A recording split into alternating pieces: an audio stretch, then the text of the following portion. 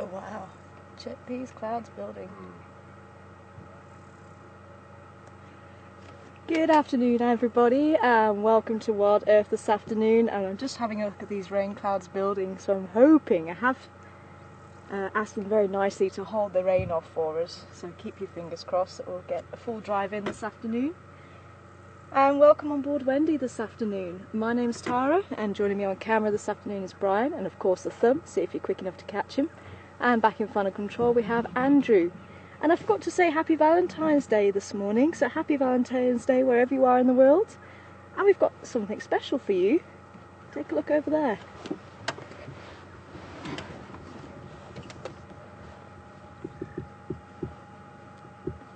The African bush at its finest.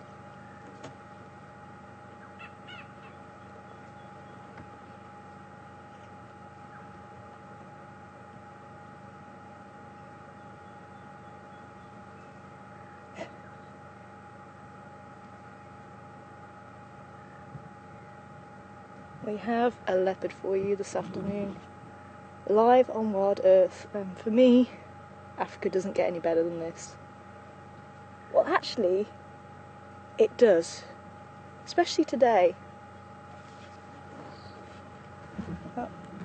Some of you might be able to recognise this beautiful cat from the back of its head, but for those of you who might not, I managed to get a picture.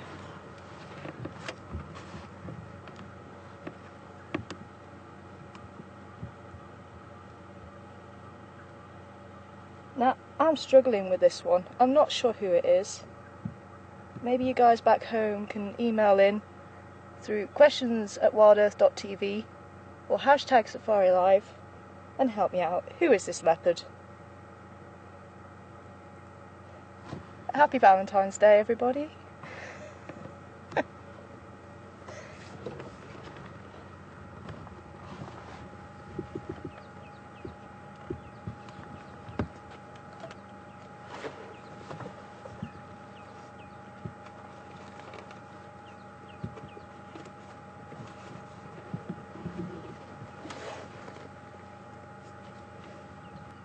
From either the back of the head or the screenshot that I managed to get. Who is this leopard?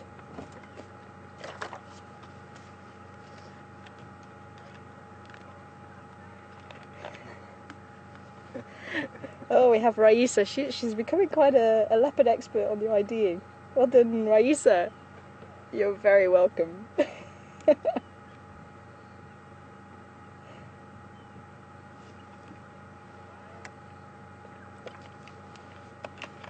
The lady, who I'm sure you guys have as well, it is the lady herself. Come on, beautiful girl, come and say hello.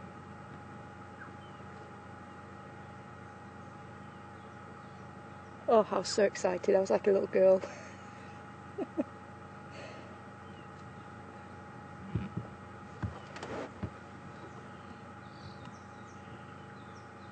And I tell you something, she is looking in good condition. We saw her just drinking at the water's edge, and judging by the back of her, she actually looked like one of the males. Her tail was held quite low. And as she looked around and looked at her, oh, she is stunning. Right on cue. Thank you, lady.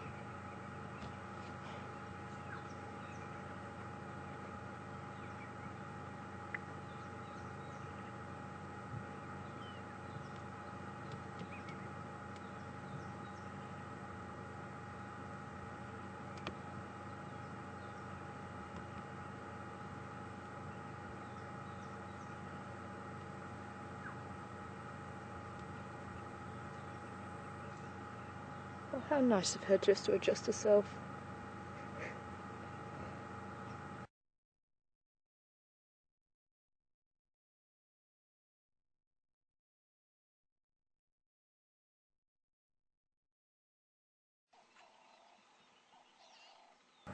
Welcome back, everybody. Unfortunately, we just had a power outage, so we just had to go and put generators on. And KARULA is still with us, so hopefully word has got around that KARULA has joined us on this special day, Valentine's Day, just to say hello to everybody. And she couldn't have picked a better day, I don't think, to pop up and say hello. We are just off of the Philemon's Dip little pan there. She was drinking then she came to the shade, and you can see she's panting like crazy. It is extremely hot and humid here this afternoon at Djuma. And you can see the sun is peering through where she's sitting. She might adjust herself again. But I'm hoping we'll stay with her as long as possible. She is in the drainage line. Try and keep cool.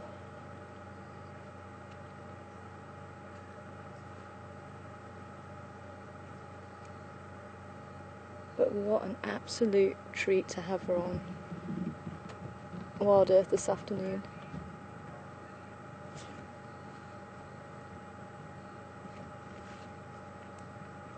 Hi Sandy in Palm City, welcome on board this afternoon.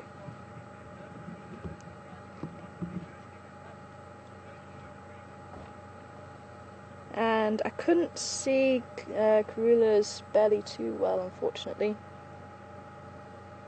But maybe when she stands up we can have a view of her again. She won't nurse, but it is possible that she still has a cub. No one's seen the cub. I think there was possibly 2 in her 5th litter that she had. I was going to see if I could look for any swollen teats. She might still be suckling. I think they were about a week and a half, maybe 2 weeks old by the sounds of it, when unfortunately a hyena did actually find one of the cubs and sadly killed it.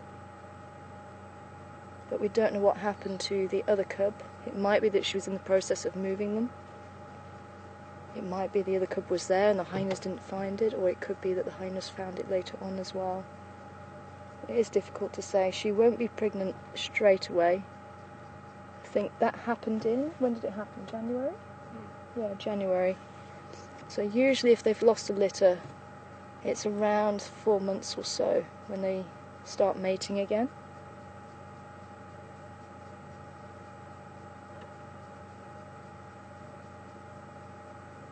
So she does have a youngster. She would still be suckling at this stage, but it would be in the process of being weaned. It's usually about 3 months that they are weaned. They can still take milk up until about 6 months, but generally speaking they're fully weaned by about 3 or 4 months.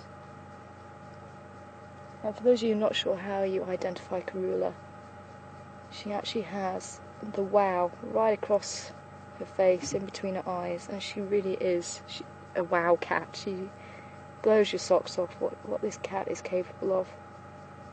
And she's quite small. It's possible because she had a litter at a very young age, about 2 years old.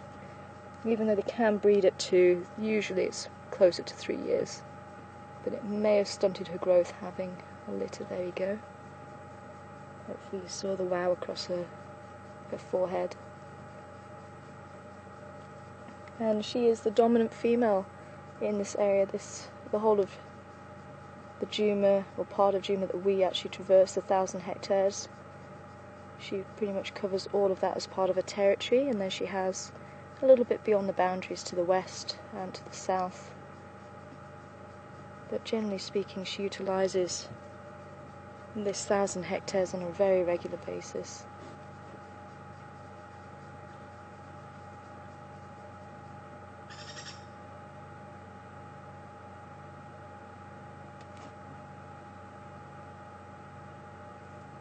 A beautiful girl.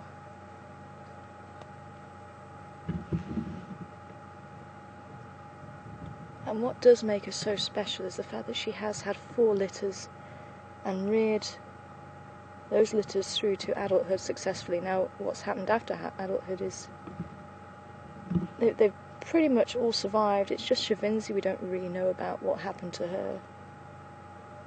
But the rest of the family have gone on and moved away. Her daughters stayed fairly close on the boundary, her first litter. They stayed fairly close, and that's what tends to happen with leopards. The females stay fairly close to the mother's territory. The males tend to disperse further afield, so it avoids inbreeding. But her boys are still around from her 4th litter. That's who we've been seeing, Quarantine Male and Djuma. I'm so thrilled we managed to spend some time with each of the boys. Djuma last night, not too far away from here actually. And she has had her 5th litter while they're still here, which generally isn't supposed to happen, but I actually think it happens more than what we realise, and I have seen it in the area that I'm researching leopards. It's about 3.5 hours drive from here. I have seen the dominant female having a litter while one of her sons is still around. And it's actually KARULA that really was my inspiration to go on and study leopards. So she was very, very special to, I think, a lot of people on board as well, and myself included. We spent many a wonderful hour with this beautiful lady.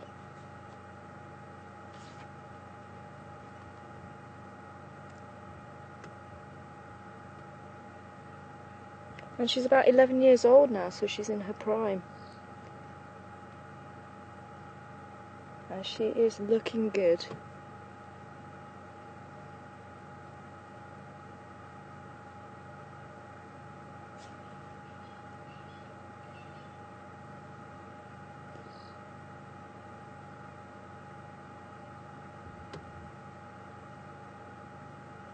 Obviously grooming is very important to cats, keeping the fur in good condition, getting rid of any ticks or parasites that might be on them.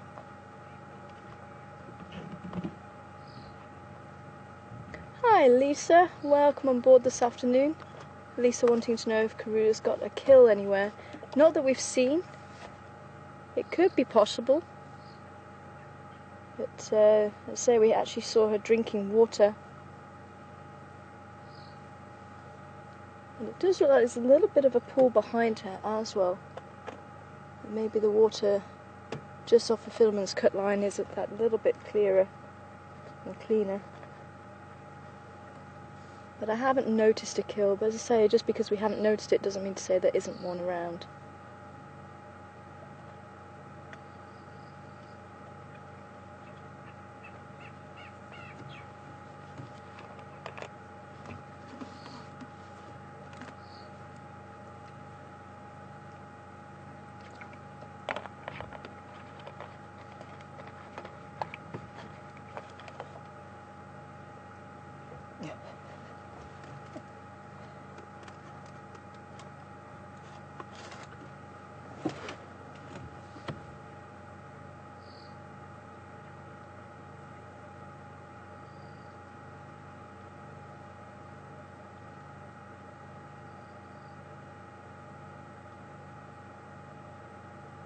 So judging by her belly, I don't think she has had a meal. From what I could see, she did look a little bit thin around the back end, which tends to suggest that she's not eaten recently. So I didn't see the back end too well.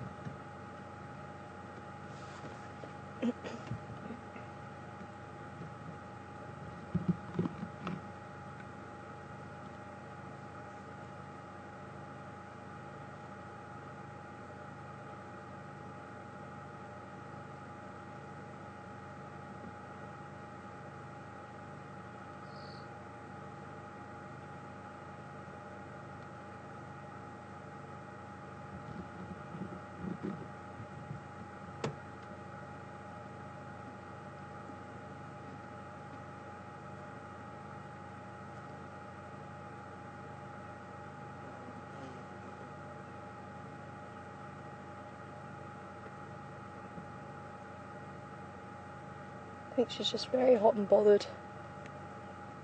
She might decide to move, or she might just go down and lay down flat. I say I'm surprised she isn't actually sitting nearer to the water. There's a little bit of water, you can't quite see it, it's just on the top of the left of the screen. But unlike jaguars, which are known as aquacats, leopards don't tend to do much in the way of swimming,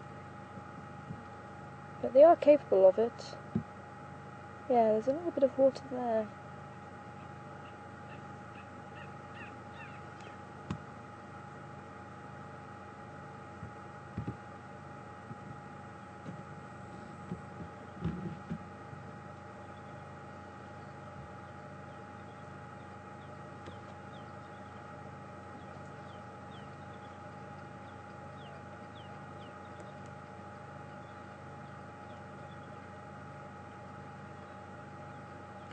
Any station on own drive?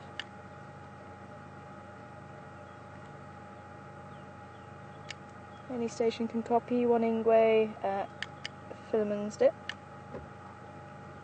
Good afternoon to you, Chris. Chris joining us from South California. Welcome on board. Oh, shame, you can see she's really uncomfortable. Chris wanting to know, do the pads get darker as they get older? And they don't, not as far as I know. Never noticed cubs' paws to be dark, to be pink, sorry. They tend to be black once they're born. The eyes are blue when they're born, usually for about a week, and then they tend to change colour. And the nose is also pink, and as they get older, it gets darker. And KARULA's nose turned black about 6 years, when she was about 6 years old. And when she turns around again, you can see it's very dark now. And the same goes for lions as well. And I'm pretty sure cheetah. We'll have to check the cheetah out.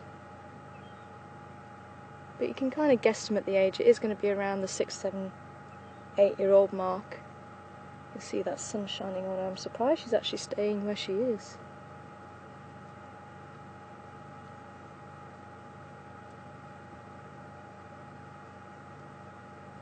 But KARULA seems to have a lot more spots on her body than rosettes, especially around the neck and the head area. Good afternoon, Ephraim. I've got 1 Ingwe. I've got 1 Ingwe. Philemon's cut line, it's KARULA. Put a temperature high on. It's KARULA.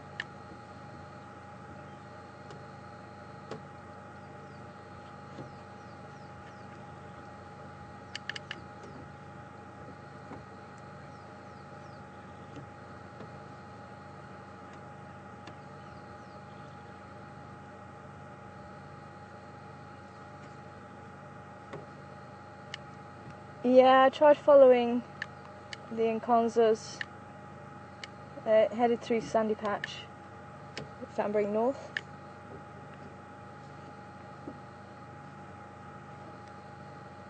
Copy, sounds good.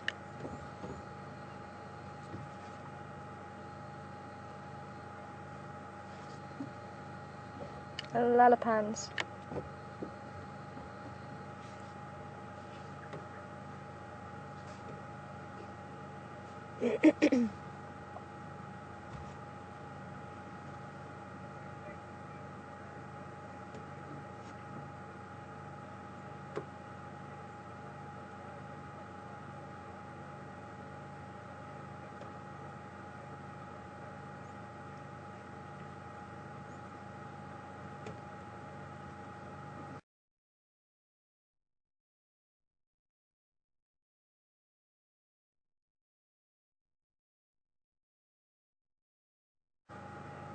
Thank you very much, Sandra. I'm so glad to hear you're enjoying the drives.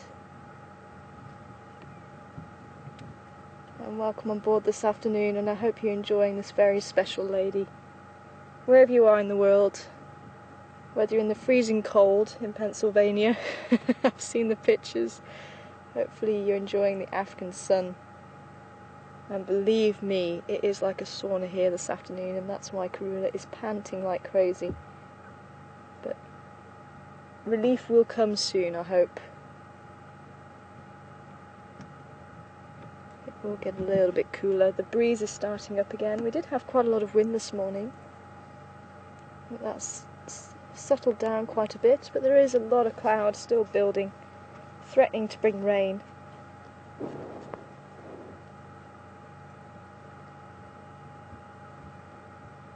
Yeah, spot the leopard. Just goes to show how well they can hide away with that spot pattern. You just have to break up the outline of the body.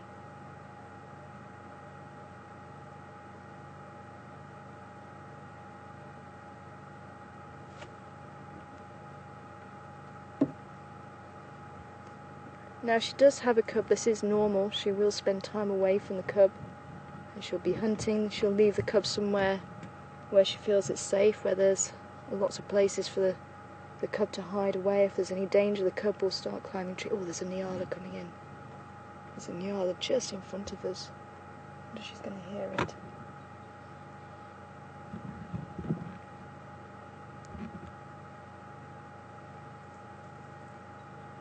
I think she's just heard it.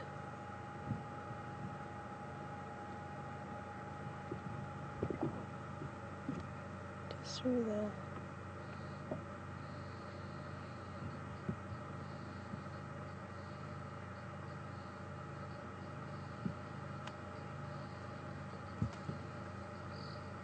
Oh.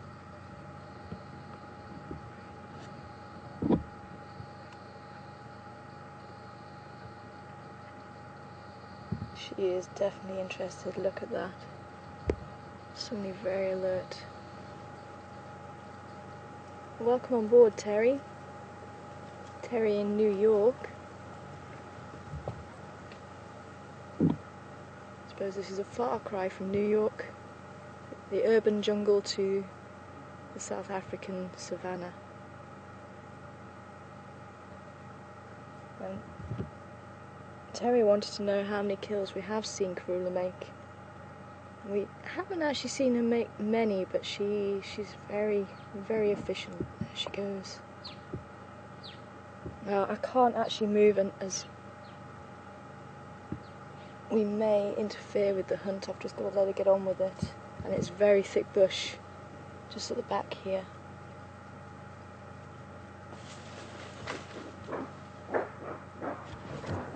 Oh, she's made a move. Let's see if we can catch up with her.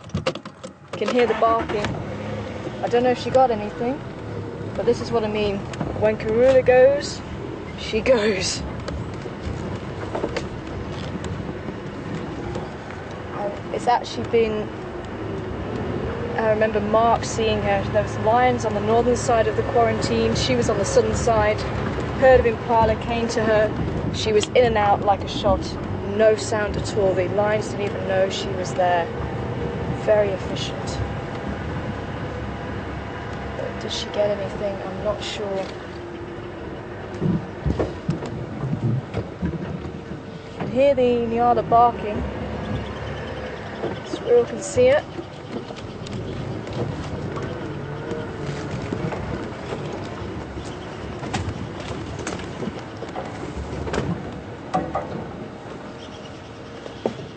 She might have stayed in the drainage line.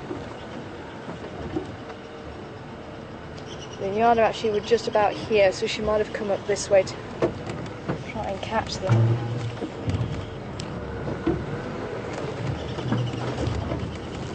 By the sounds of the bark, I think the nyala ran off that way. As I say, squirrel can see her.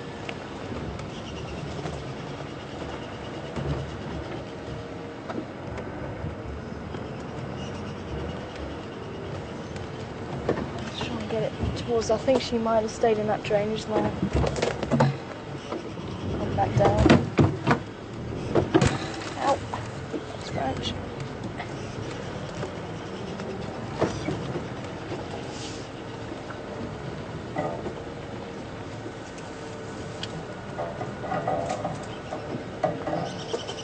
See where the squirrels are? I can hear them. Oh, there they are. Okay, they're looking down here.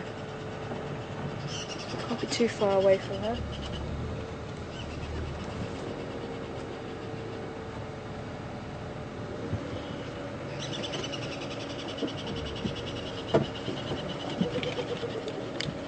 From her continent. Yeah, KARULA just tried to make a bumper. I've just lost visual. I'm trying to relocate. Same area. Yeah, firm, just by the Manzi.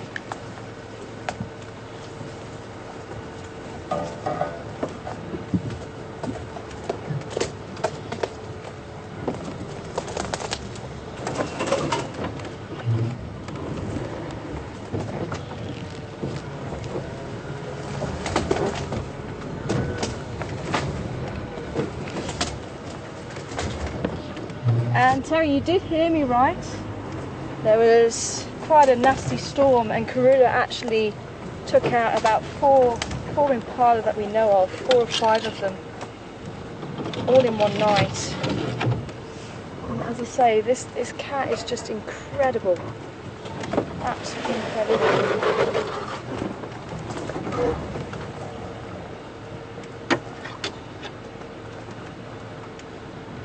I think she didn't get what she went after. I think she may have missed. But she has disappeared so quickly. She'd still be in the process of killing if she did catch anything.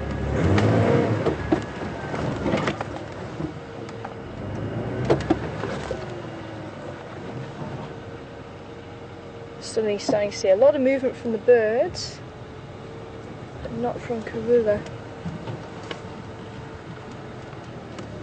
Unless she actually went chase, she could have chased after the Nyala. Maybe that's what actually happened. So maybe it's worth us going back up that way. I thought maybe she came back down into the drainage line. Let's try and turn around, see if we can catch up with her.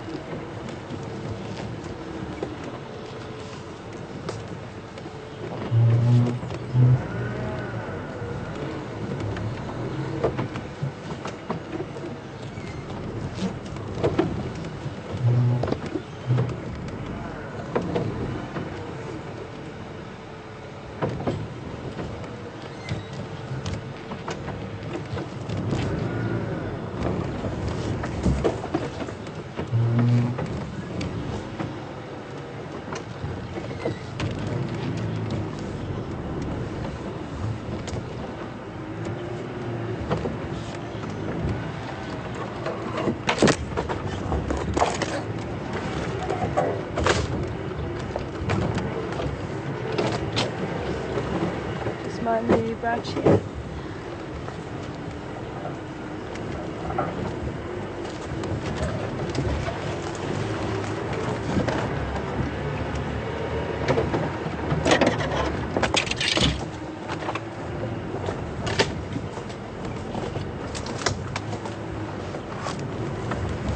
So there's a lot of barking.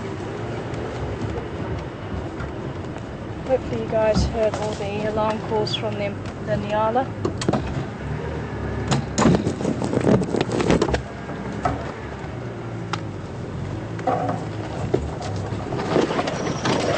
I'm going to start trying to look a bit further afield. See if we can relocate her.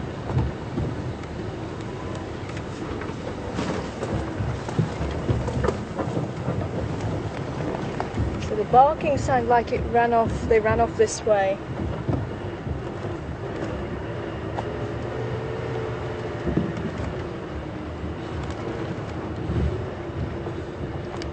Sorry from you looking for me.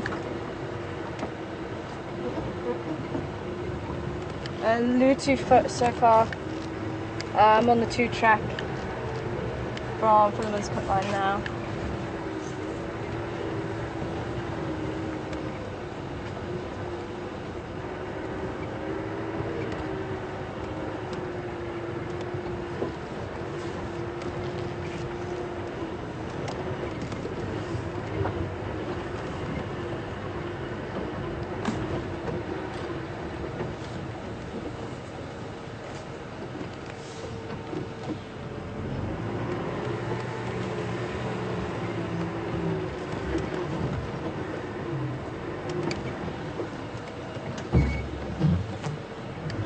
There's no luck at the moment. I've lost visual, but you're welcome to approach.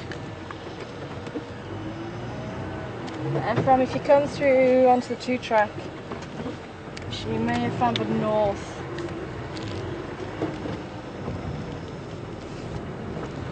I'm not sure if she made the bamba. I don't think she stayed put. I think she went after them.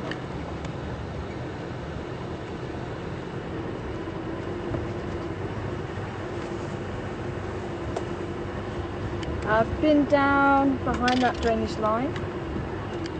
Couldn't see anything.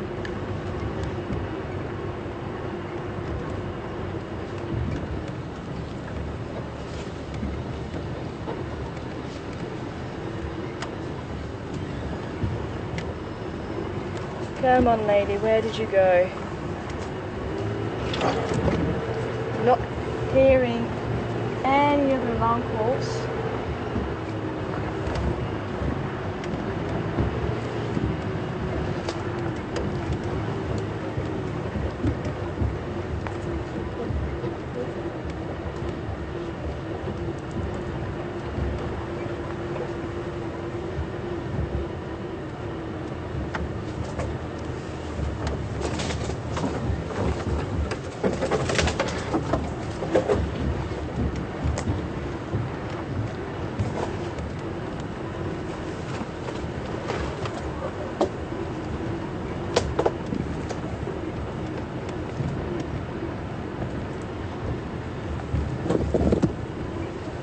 Checking on any of the termite mounds, maybe she's retreated to there.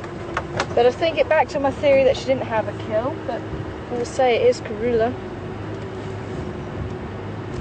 She could be saving one for a rainy day, taking the opportunity as it came her way. I think we're going to try on the other side. I'm not seeing any sign of those Nyala.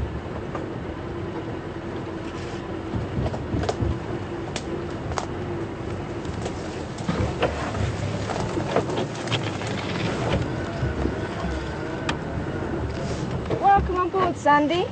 Good to have you with us this afternoon even. Carrying on from this morning. Sandy, noticing KARULA is a little bit more peaceful than other leopards, is that true? And there's quite a number of leopards in the Sabi Sands that are fairly relaxed around the vehicles, and KARULA is certainly one of them. Her mother was also very relaxed around the vehicles. Mother being Safari, and she was actually a one-eyed leopard as well. For many years she actually survived with one eye and hunted successfully, so I think she got it from her mother as well. But that's what her name means, is peaceful. Very, very apt. And that's why leopards really only get their names after about a year and a half, once we know what their personality is like, but also that they've survived the first year and a half.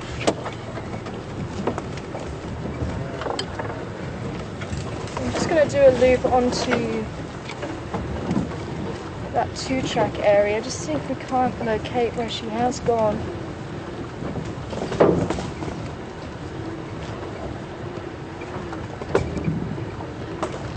So I was hoping maybe we'd get an alarm call or something, but it's gone very quiet. The only alarms was the squirrel. So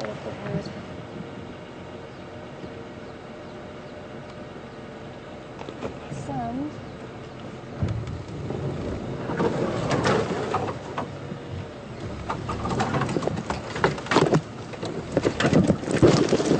As I'm driving through the bush, and I'm trying to limit as much damage as possible, and you'll see I do drive directly over the trees, and that's so that the trees will fall in between my tyres and they'll actually spring back up behind us. So that is actually what I'm trying to do. Let's see if I can drive over this branch here. Go down, or are you going to go under? Nope. I'm going to have to try it on the side instead, yeah. So, especially these saplings here, they'll bend back up, so don't worry if you see me driving over them. It is actually to avoid harming them. So they will bend back over. these two here as well, they've all been back up.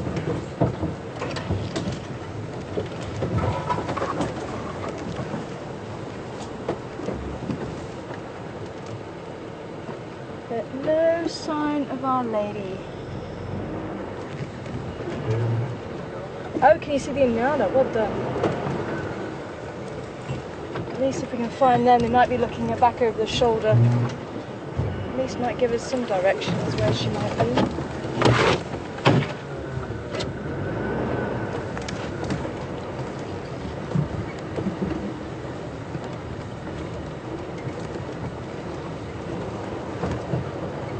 Okay, where are you seeing the Inyana? Straight ahead? Oh yeah, there they are.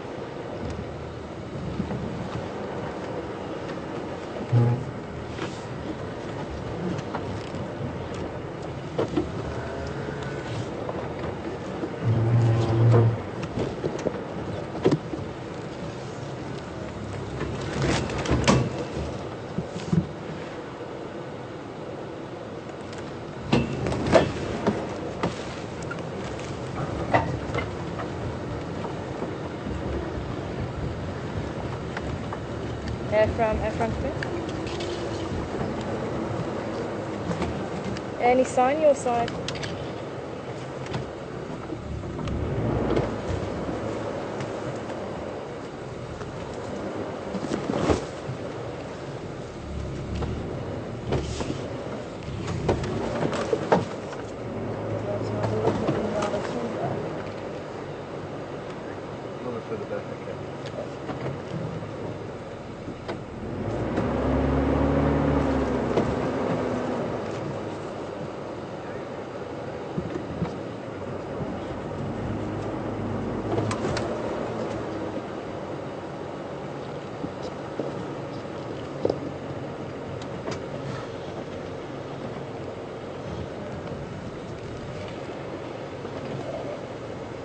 To get past it.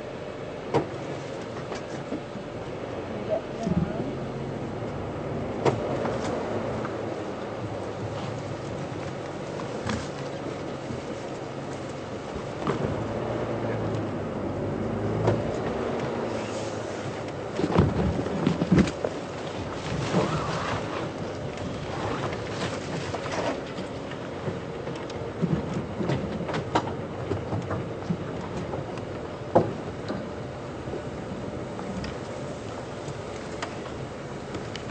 Yeah, she might be still around that drainage line, I'm not sure. But I don't think she did get anyone. It looks like they're all there.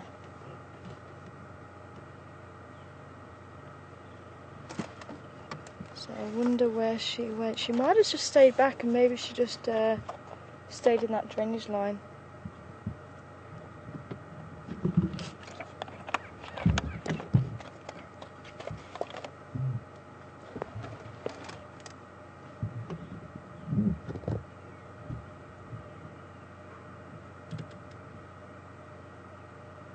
Well, that's what she was going for, the Nyala. So leopards that live around my way seem to have a taste for Nyala.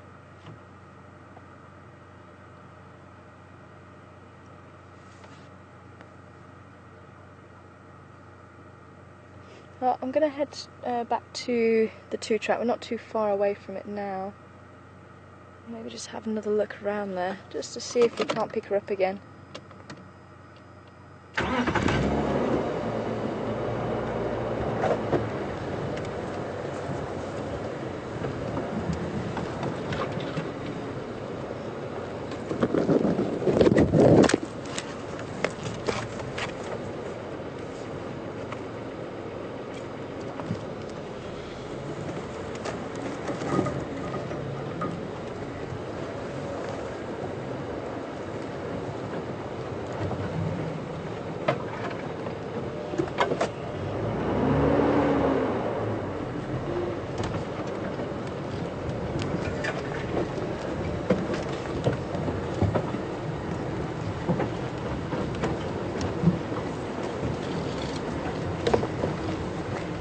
But at least we managed to see her though, hey guys?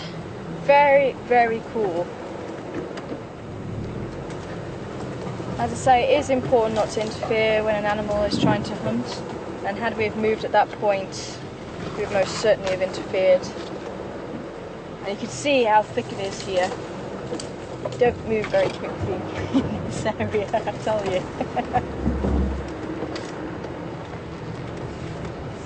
But I think it is worth us just going back, because she might have settled down, she might be coming back to the water. She did exert some energy there, and it is hot. So she wasn't looking, I don't think she was, I think I counted 4. There was certainly 4 there. I don't think there was any more. Did you? You didn't count any more, hey? I think it was 4. I think it would have been a bit more stressed if you didn't catch one. Yeah, I think so. Mind you saying that I have seen the impala just stand there when she's caught something. Just stand there and look at her.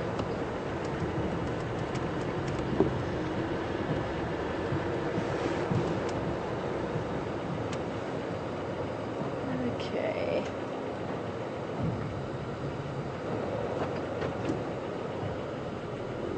Something that side. Okay. I think someone's actually going to go in just ahead of us. So we'll just try and check this area again. But if we don't come right, then we will move out the area and see if she pops up again later on.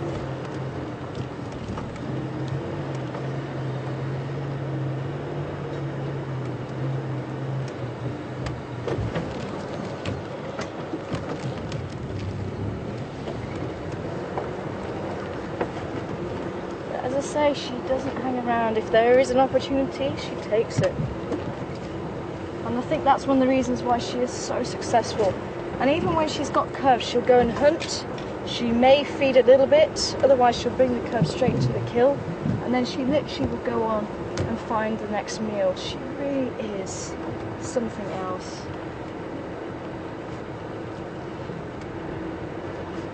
A little powerhouse.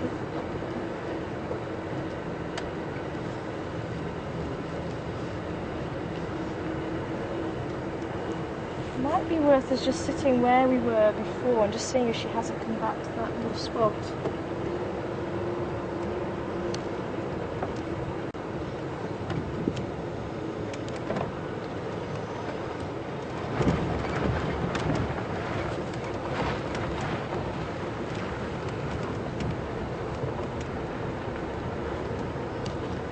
Or maybe going in from that side and just looking back into this area.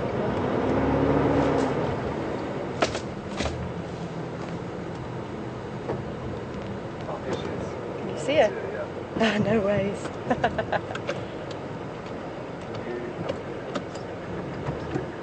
Is she back in the same? Yeah. Is she just in this little bit Yeah. here or up on the? A little bit to the left. Should see it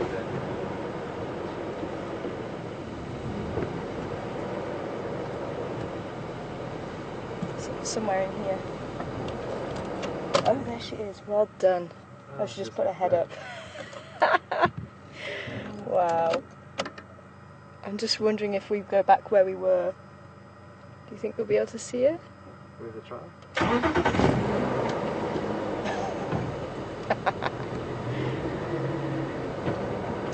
So yeah, we were right. She unfortunately didn't catch anything. Unfortunately for her, obviously lucky for the Nyala. How funny.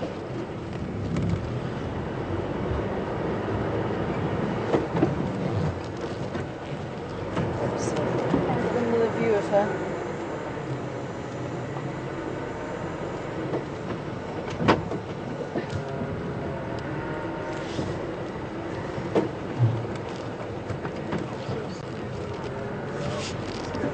Yeah, I'm going to see if we can try and do that if we can.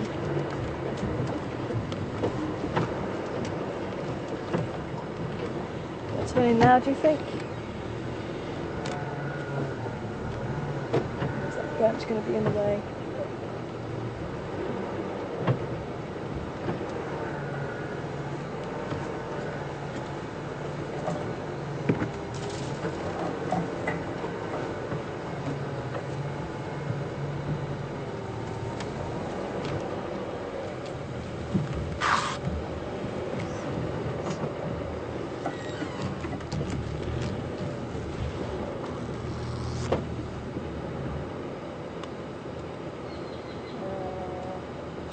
to go forward or back, do you think?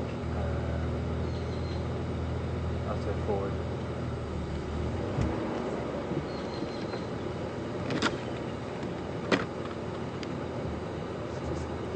Oh!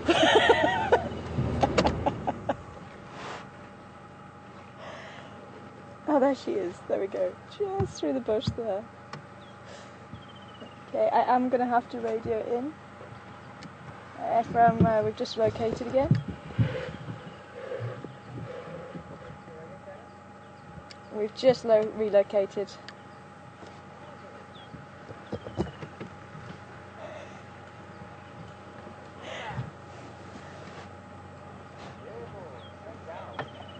How's it? I think I'm going to have to pull out to let you in though, Ephraim. I'm going to have to pull out to let you in though. So, unfortunately it is... Yeah, Brian definitely has eagle eyes, eh? Okay, I'll just unhook myself from the tree.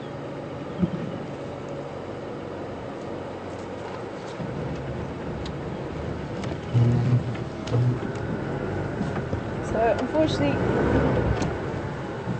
we are going to have to leave her, but at least we found her again. But there is only space really for one vehicle there. No worries. You just have to look past the branch. She's just lying down in the dip there. I'll take one of the ladies that operate the branch. No worries.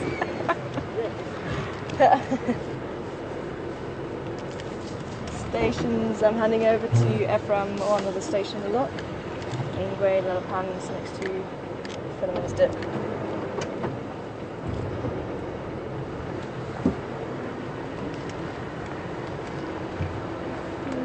Unless we can see, I think she's going to be a little bit too far back. Unless we can see her from this side, I wonder.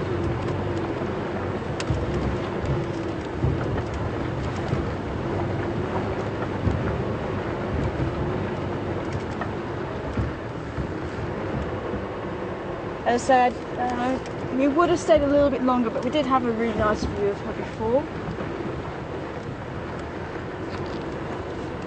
Ephraim, I'm just going to see if we can't get a view of her from this side.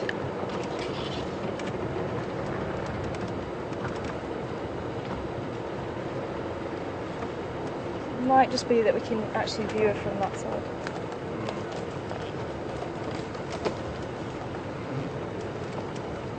Yeah, affirmative.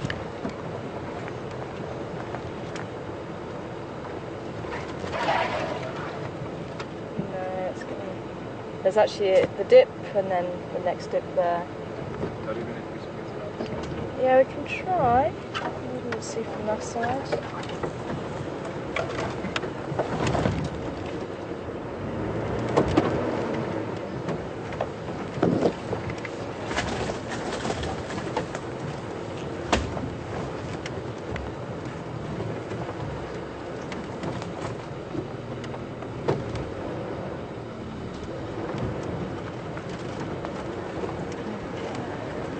So we were actually just over there, just before.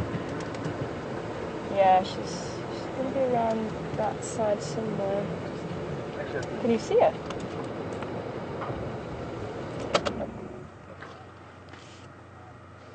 She's just behind there.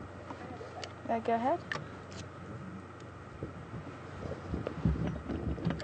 Yeah, if you would like to join the lock, I can leave.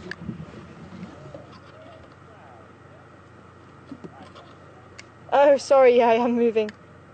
If you go back to Philemon's cut line, towards the dip, and you'll see where the mover and consoles went in, next to the Manzi.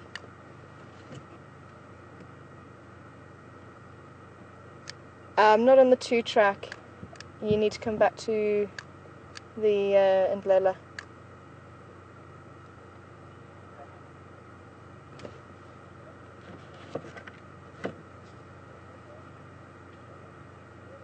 Can you see it at all from there?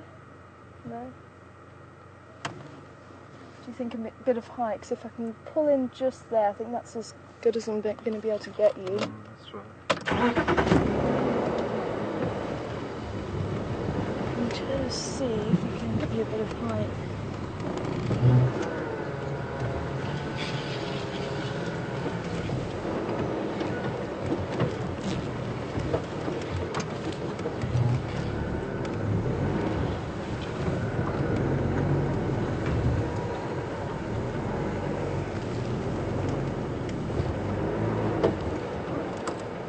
Can you see her at all there? I think that's given as much, has it? Actually, I think straight in front. Yeah, I think it is. It's just she's just behind these bushes here.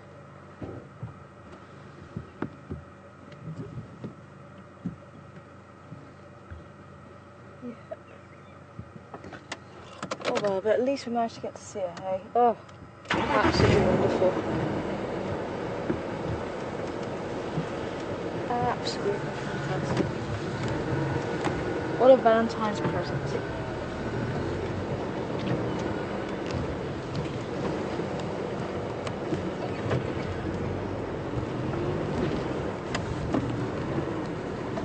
Just mind your shoulder with that tree again.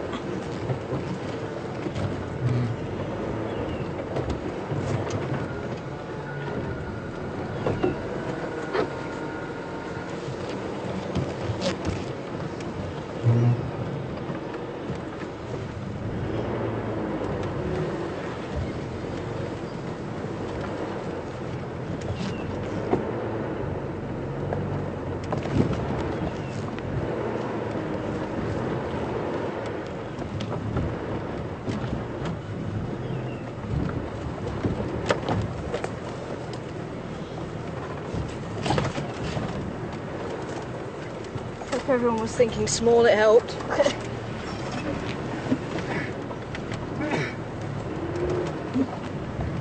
Bless you. Thank you.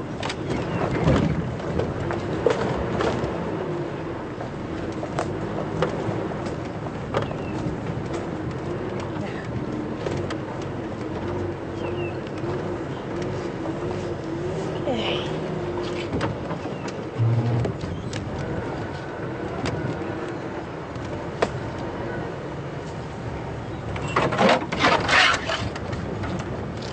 There's no visual. I was just seeing if there was a visual that side. There's no visual. It's just where Ephraim's parked.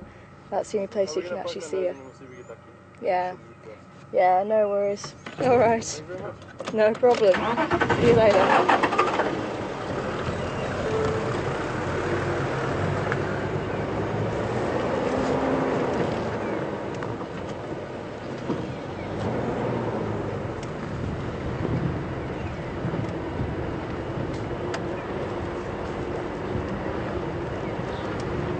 Okay.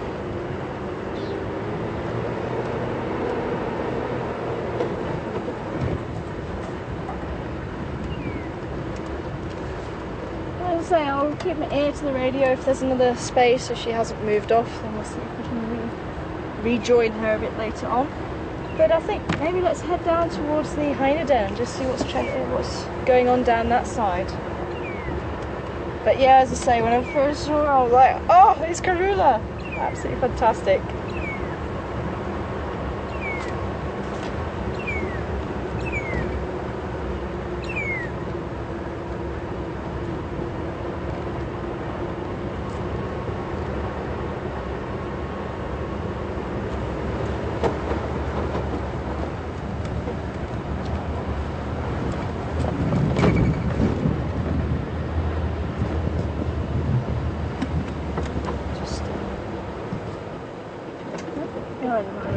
Okay. Quite like we're in low range then still.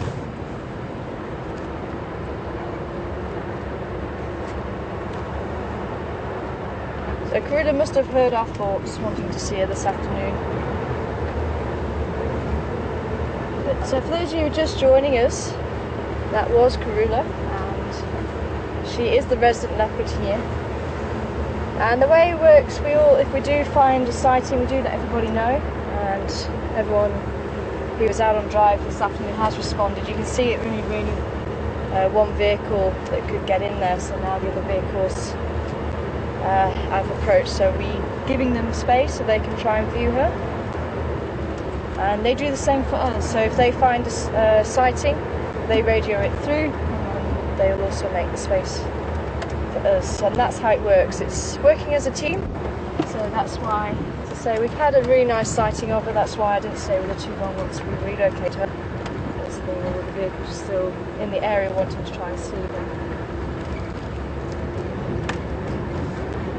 And a few people wanting to know, there's this little bit of blue just down the front here, and I've put that on because the jack mechanism keeps getting a lot of dust in it and everything, and it just made the jack a little bit difficult to work.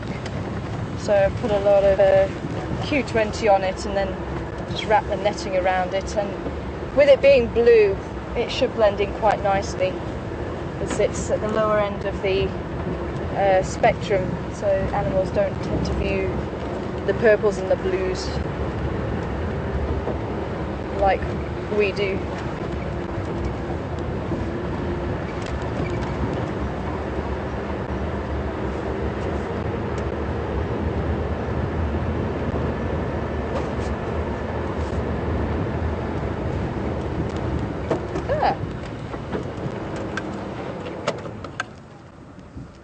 Got the Duggar boys using the little pan here,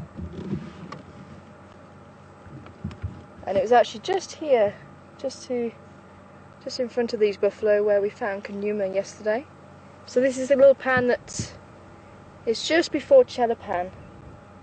For those of you following us on the map this afternoon, welcome on board. And this wind is starting to pick up. These clouds are building, but providing a bit of relief from that heat that's been building all day. You can see these buffalo bulls have been rolling around in the mud, trying to keep themselves cool.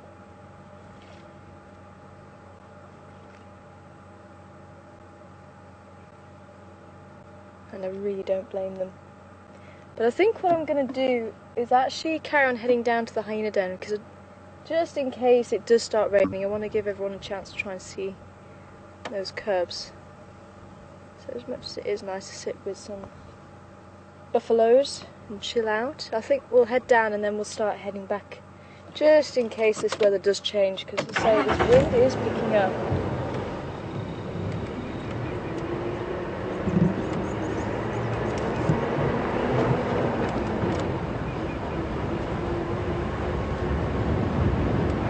It does sound like a few of the vehicles are approaching the sighting with KARULA, so it'll be a little while, I think, before there is another space.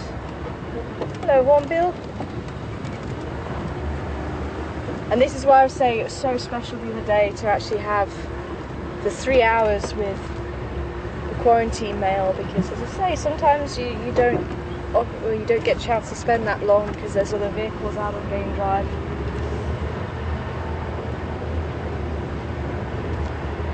Very, very special. Oh, it looks like the thing has come undone. I will have to tie that back up again. But as I say, this is Africa. There is a chance that we might bump into another leopard, we might bump into the lions, who knows?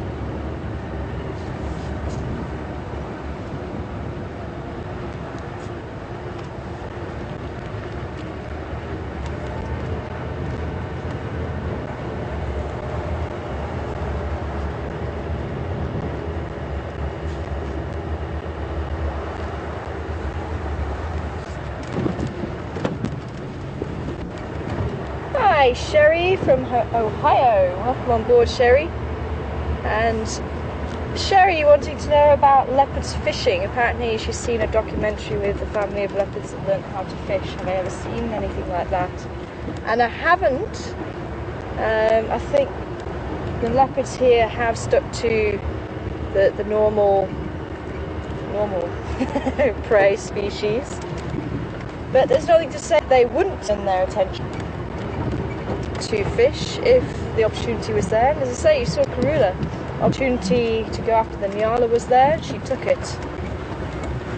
And I have heard of a leopard actually being relocated from one property to another, and the leopard started losing condition.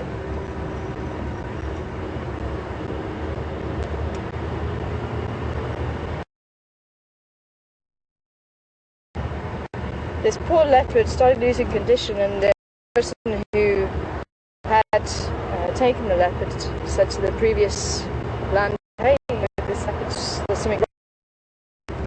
And he said, "Have you got any fish in the dam?" He said, "Not to my knowledge, no." I said, "Well, that's probably why, because that particular leopard likes fish."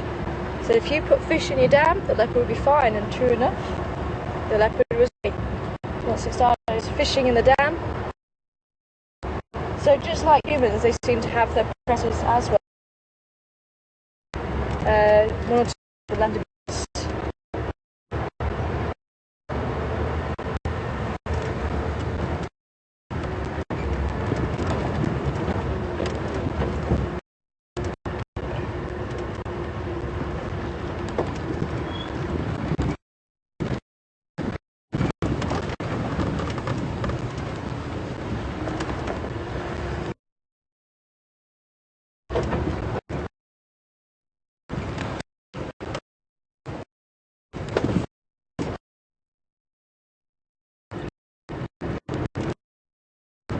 Yeah, I'm just going through the drainage line. It should come clear as we get through it.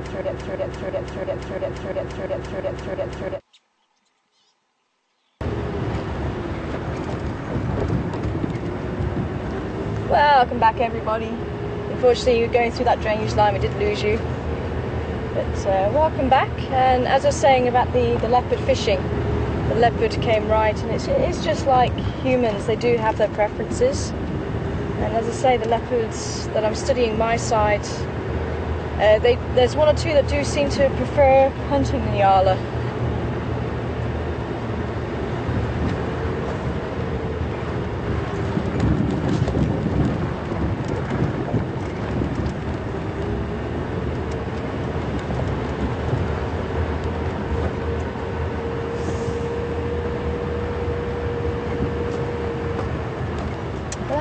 Leopard fish. I'd love to see them fish actually, but that's really interesting to watch them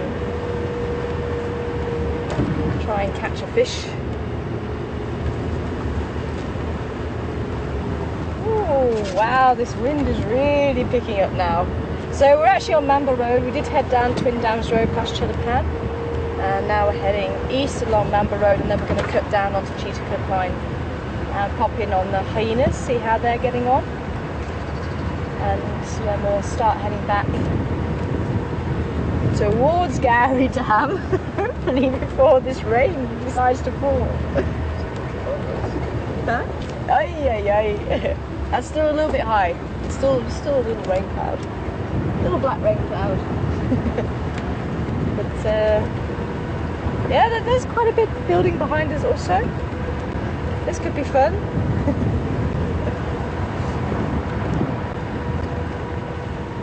So hopefully by the time we've had a look at the hyenas, there might be space if Karula's still around to head back and see her again. For those of you who might just have missed her, I hope you haven't, just in case you have.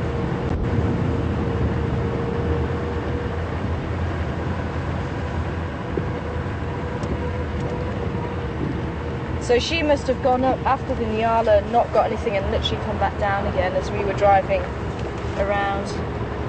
Let's say that squirrel was calling. I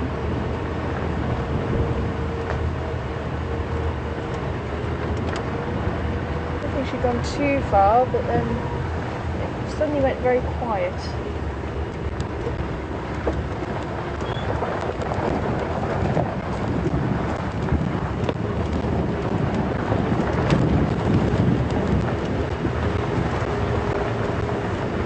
So if you do have any questions this afternoon, send them through to questions@WildEarthTV or #SafariLive. Remember, we are broadcasting live from Djuma Game Reserve in the world famous Sabi Sands this afternoon. Wherever you are in the world, that's why it might be a slightly awkward time for you wherever you are. But we go out first thing in the morning and towards the end of the afternoon when animals are more likely to be active. Increase our chances of seeing animals.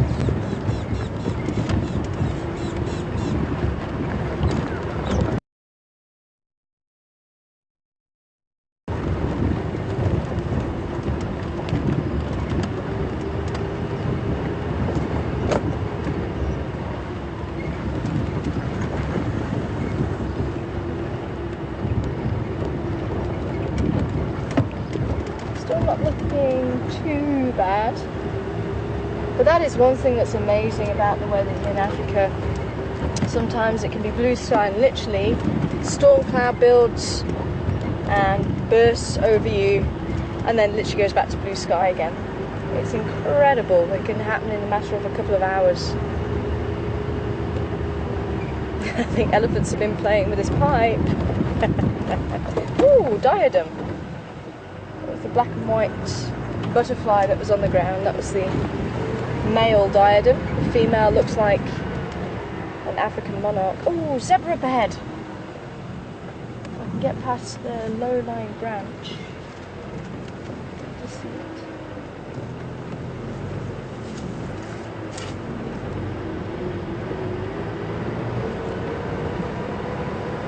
Go ahead.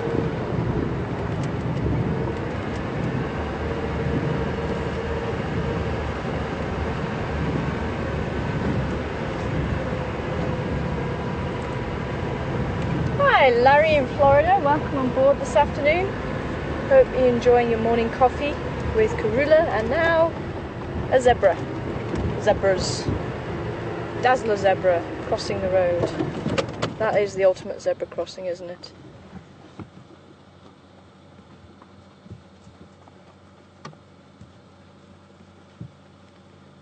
And here comes the stallion bringing up the rear, making sure everyone's nice and safe.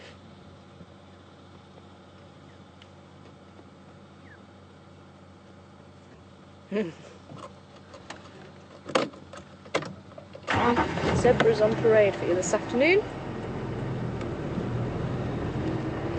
But Larry wanting to know, can buffaloes only breathe through their nose, or can they breathe through the mouth and the nose? Because why is it that when lions kill buffalo they actually put their mouth over the nose? And they do breathe through the mouth and the nose, but the buffalo, when lions are actually killing them, will often go for the throat and crush the windpipe so they can't breathe at all.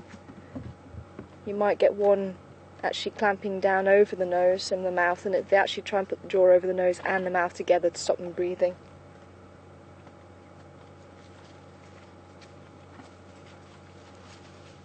But that's why cats tend to go for the windpipe, to crush the windpipe and stop them breathing.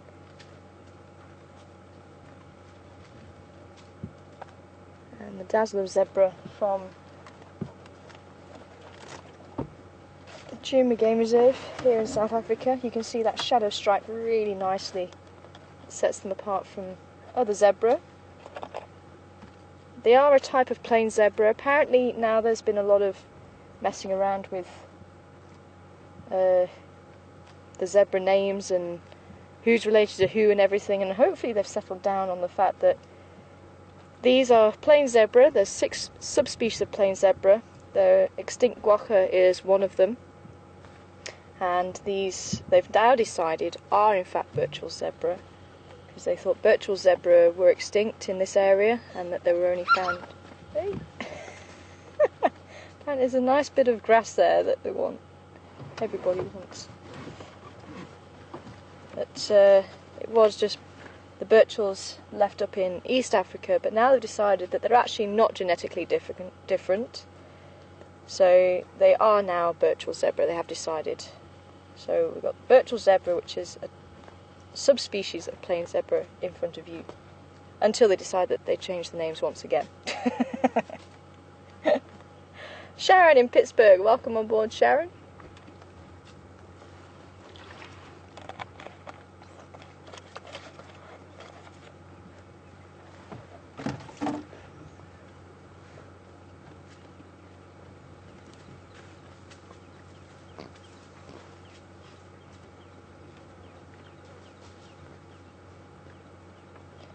And Sharon saying she enjoys my animal impressions. I'm so glad you do. Some of them are fairly good, some of them are not so good. And which one is the most difficult one? Zebra, I still cannot do. Some of you might remember Patrick. Patrick was spot on when it came to the zebra call. I still cannot do it. I'd love to be able to, but unfortunately it's just one of those, I just can't. I couldn't even give you an impression of it. It is so bad.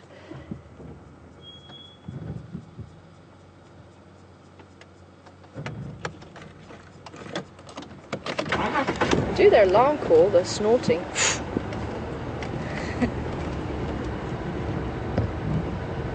But not their contact call, unfortunately. Yeah, Patrick was spot on with it. Oh, I loved it when he used to do the zebra call. And yes, you do get your dung diploma, Sharon, with the wildebeest this morning, the only one to get it right. Based just on the dung, I think Raisa got it with the track.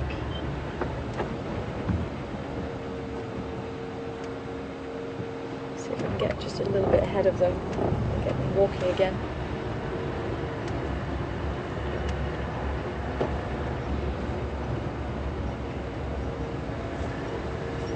Hi Christine on email. Sending emails through this afternoon. And Christine wanting to know what the black spots are on the inside of the leg. It's called a chestnut, and domestic horses have it as well.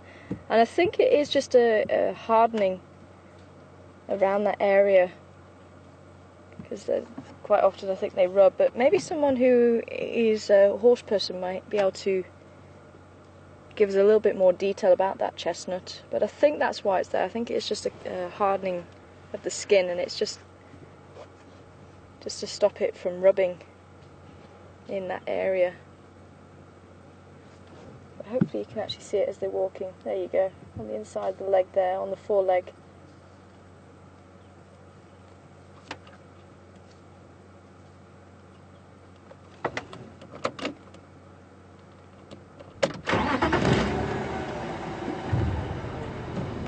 Oh, that's one I haven't heard before. When they lie down, it's so the hoof doesn't cut into the leg. Yeah, that could be a possibility. It certainly is some form of protection.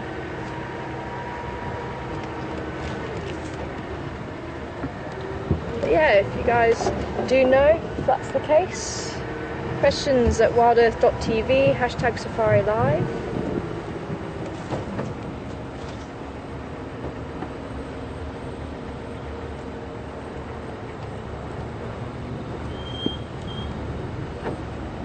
See, they're all using the same game trail, all walking in a line. And that is very characteristic. Even if you see impala moving through the bush, they would use the game trails. I don't know if you can hear them giving off wind. That is also very normal when zebras run. It's because of all the build-up of the gas in the cecum, or the appendix, like the equivalent of our appendix, because they are hindgut fermenters, so they do break down the vegetation between the two intestines in the cecum, or the appendix as we would call it. And so there's a lot of gas build-up, so when they run it's released, and that's why they always look quite rounded as well. It's very normal for zebra and rhino and elephants to have that rounded appearance. So there's the stallion. He's actually quite a beautiful male.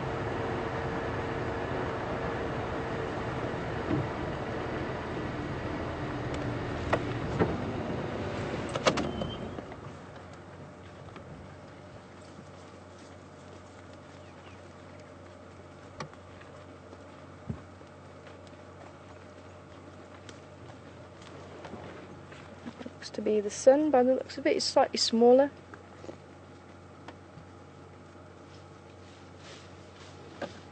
Probably getting to that stage where he'll start moving away and start a harem of his own.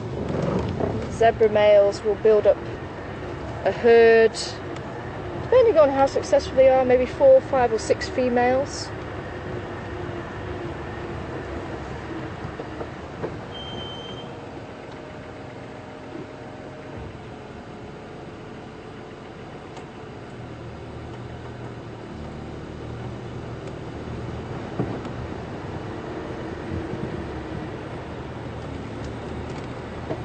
Hi, Bill in New Jersey, welcome on board.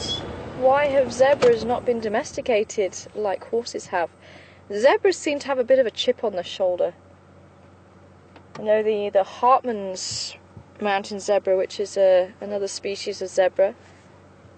So these are the plain zebra. There are the mountain zebra to the west of where we are.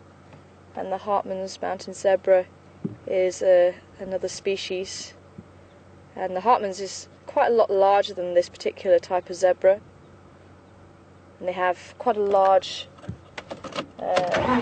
dewlap, a flap of skin underneath their neck, whereas this zebra doesn't have it. They don't have the shadow stripe like this particular zebra has, but they really do have a chip on the shoulder. And when I was working with the animals in captivity, that was actually one of the most dangerous animals, because we had to work quite closely with them, and they would kick and they would bite, and yeah, they had no qualms for landing something like that on you. Luckily I was only volunteering at the time, so I didn't have to work with them too closely. But also apparently the kidneys are very high up in relation to that of the domestic horse. So it isn't actually very good for you to ride the zebra, because it puts a lot of pressure on the kidneys apparently. And I have heard that their vertebrae is not as strong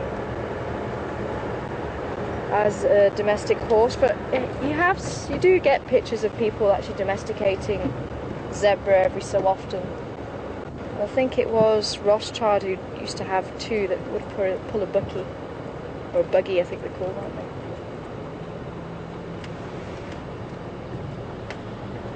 But yeah, I think it's certainly the attitude doesn't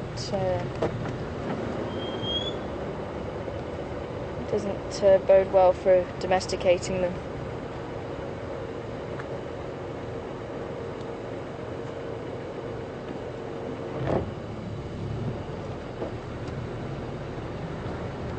Wow, this lady is on a mission.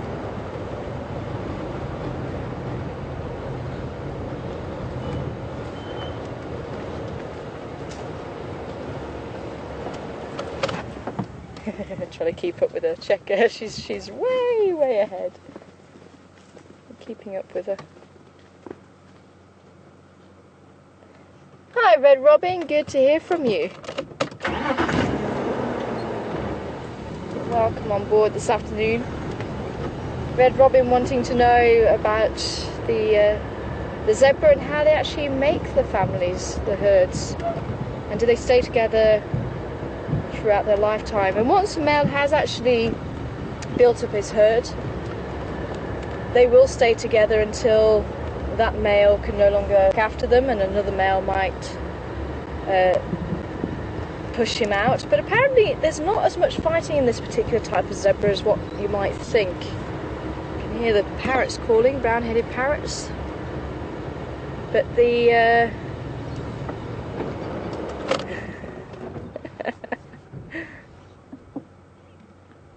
a bit of play fighting there. But yeah, apparently if a male is getting old, there'll be a male that will kind of hang out on the fringes of the herd, and he'll actually start getting closer and closer and closer until eventually he just displaces the old stallion.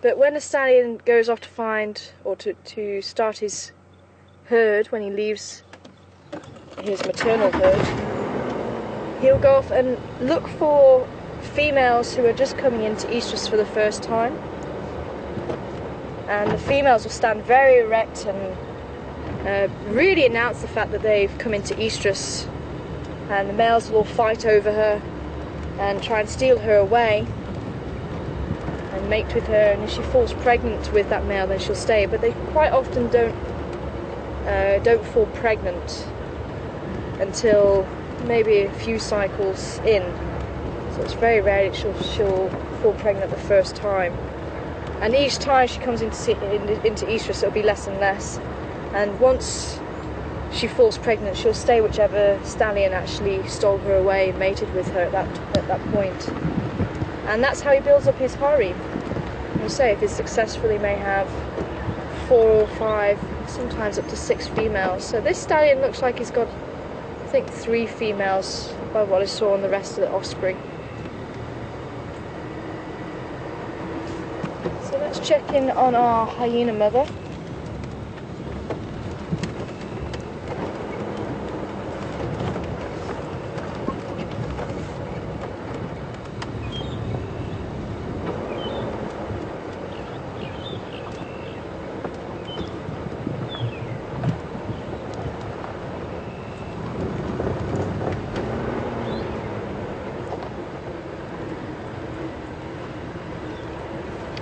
Hi, Joellen from Atlanta. Welcome on board this afternoon.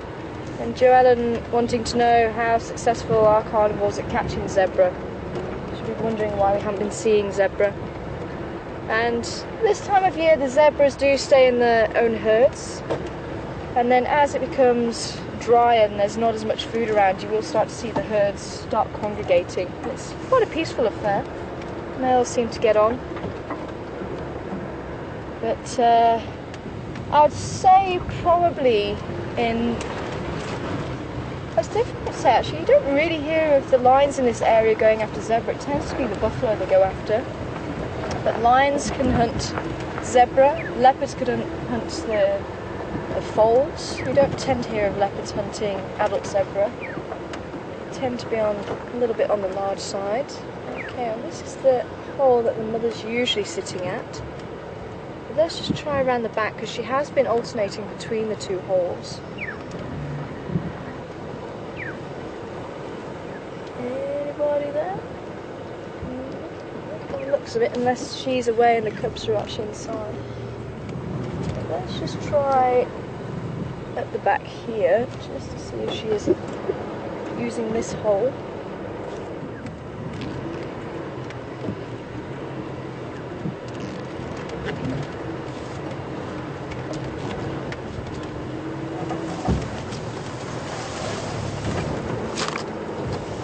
Okay, go.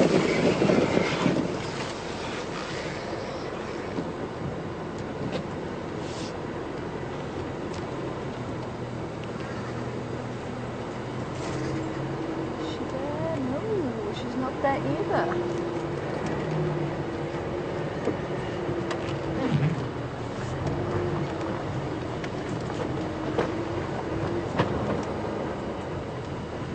Just see if we can see any movement.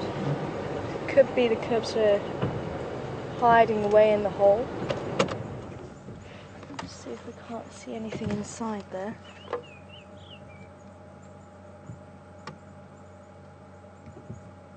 Looks like there's a bit of bone there. Even hyena could potentially take down a zebra if they're working together.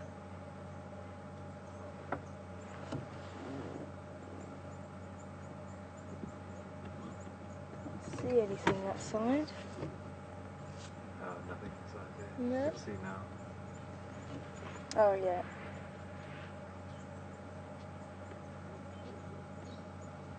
But I do wonder if they've been using this hole again more. It might be worth us just going back around because that was the last hole that we saw her at. So if we go back around, maybe just sit for 5 minutes and just see if the cubs do come out.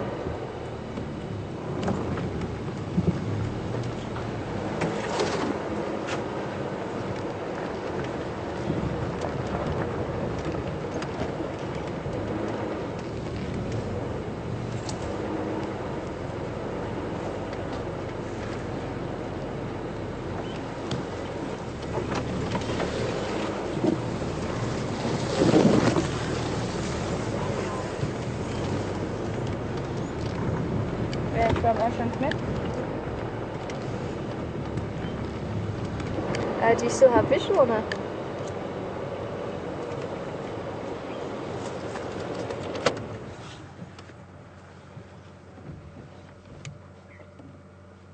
I can copy. How many stations?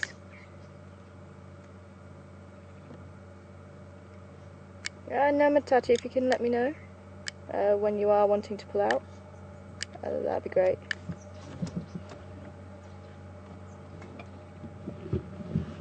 Yeah, no rush, Ephraim.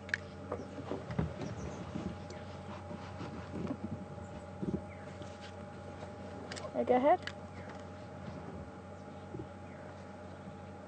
Negative. Just Sermon Conzos heading north from Sandy Patch.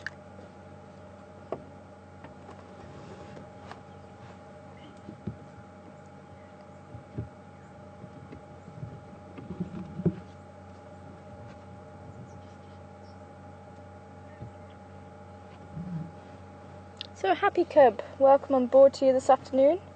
Happy Cub wanting to know why this female doesn't have any of the clan around her. And it is probably because this isn't the communal den. The communal den might be somewhere else. It could be that she's a low-ranking female, so she's waiting until these cubs get a little bit older before she moves them to the clan, to the communal den. Because they can move them when they're about 10 days old or so, which tends to suggest if they're about, I think they're about 2 months old now. And if they are that old, it tends to suggest it is a low-ranking female, and they want them to have a better chance once they do move them to the communal den by being larger, so they can actually look after themselves. They won't get bullied too much by the other cubs. So chances are she is a lower-ranking female.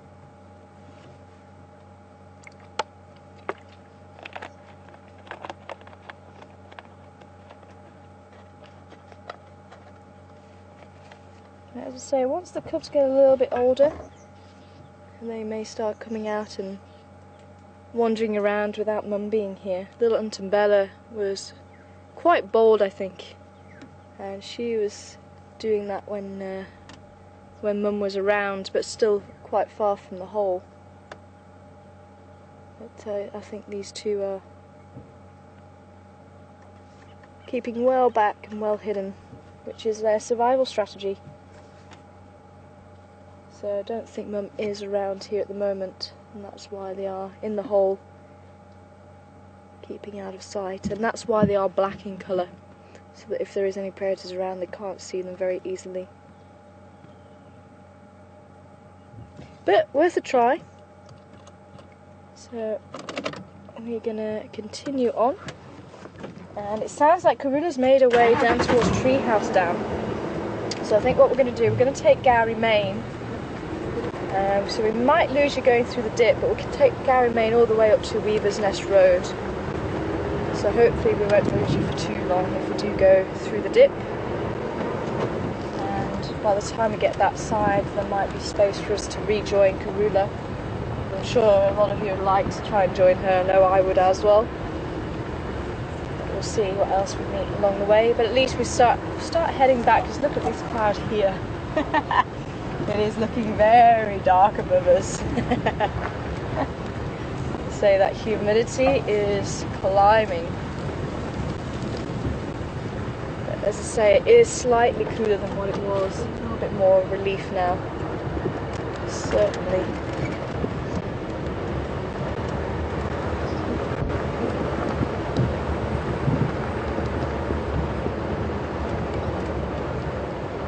Still hear those brown-headed parrots somewhere here. But unless they're right in the tree, I'm not even going to attempt to try and stop and look for you, because they seem to have that knack of just flying away, sitting in the furthest tree possible. But their sound does carry for quite a distance. The brown-headed parrots chirping away.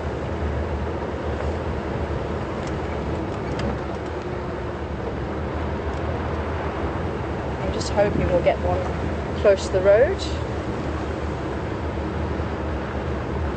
Otherwise I'll show you in the book.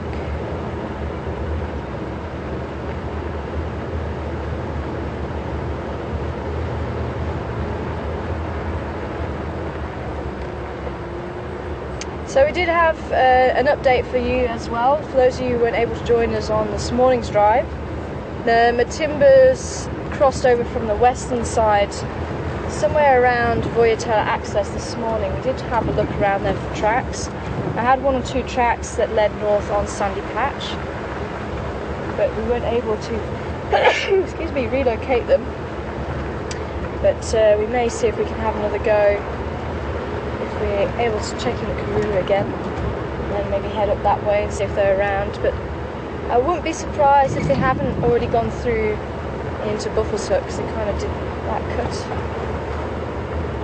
But what was puzzling me is those tracks looked a little bit old. Now, it could be that they already crossed quite early on in the evening.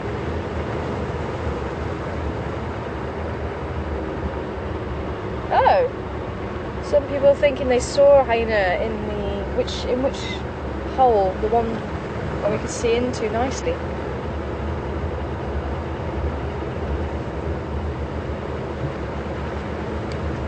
Are they saying it was the one that we could see nicely?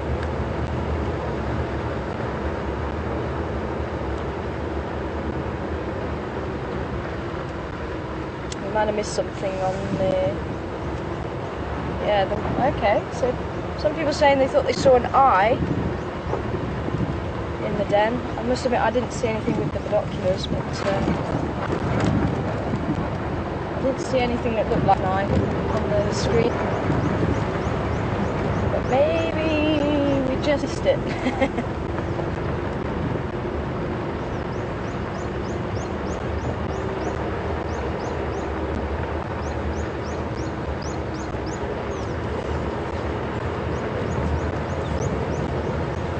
Have a look at it. I could have sworn there was something in there.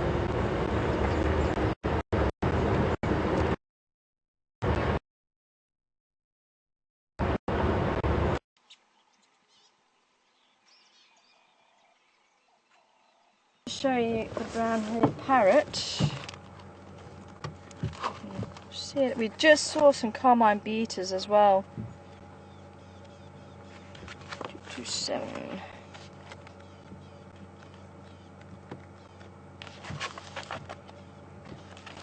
So this is the brown-headed parrot here. So this is the one that keeps chirping, and he likes to sit so far away. So mostly green with the brown head. That's the most common parrot that we have around here. That's the only parrot that we actually have around here. The rest are further north or east. And the carmine beater we just saw. 261, 261. Been wondering if they are still around. So the southern carmine beater, also a migrant, but they were sitting on the telephone wire or the electric wire. Mostly reds and pinks, so very different to the European beater that we've been seeing. Very distinctive, and this long stream on the tail. Absolutely beautiful. They tend to sit on the backs of one of the largest birds. I think he's actually the largest flying bird here in South Africa, the Kori bustard. And they'll quite often do the same as the fork-tailed drongo does. I'll show you him quickly. He tends to like the open grassland areas. Where are you? Let's use this instead. 5.6. There we go. So this is the Kori bustard, and they've even got a little picture of the carmine beater sitting on the back there, because it's very typical to see carmine beater sitting on the back of these birds. And they stand over just over a metre tall, but they are still able to fly. So the Kori bustard being the largest flying bird in South Africa. Obviously the ostrich is the largest bird, but it's non-flying, and obviously the largest in the world.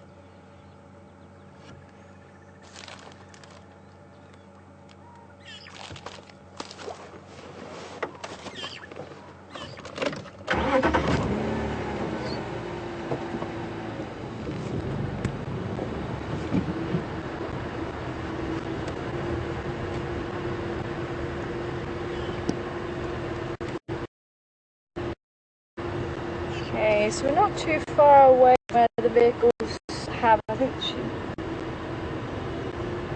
Ah, there we go, there we go, there we go, there we go, there we go, there we go, there we go, there we go, there we go, there we go, there we go.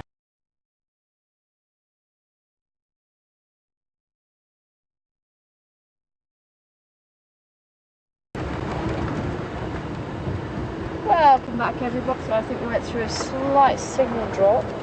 So I'll just explain to you what's going on here while I've got you. So we were just invited back into the loch. Someone left. So,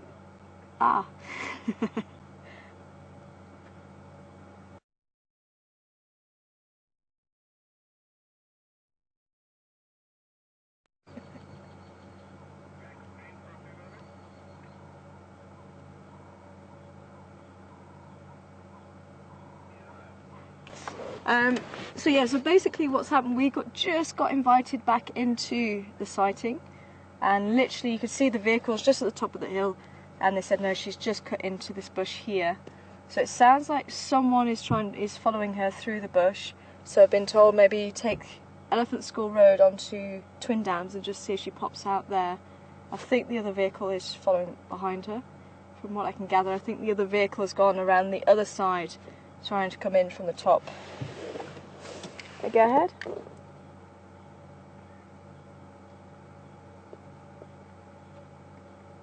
Affirmative.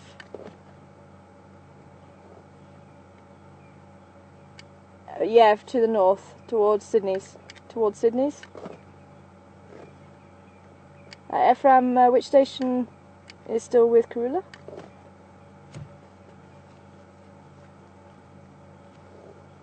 Which station is still with the Ingwe?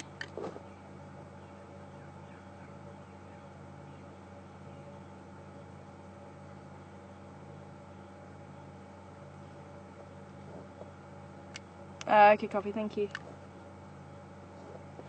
Okay, so it does sound like the one vehicle is there somewhere, but I'm not hearing a vehicle. Are you hearing a vehicle? Okay, well, we'll keep going. We might lose you again as we go around the corner. Hopefully we won't.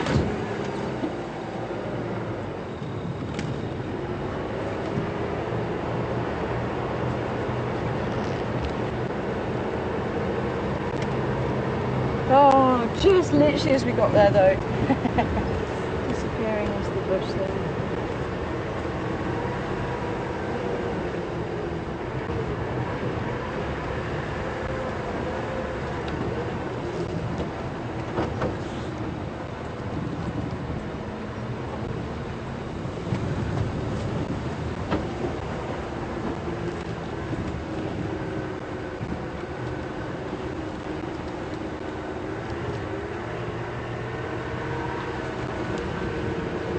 As I say, it does sound like they had a nice view of her as well.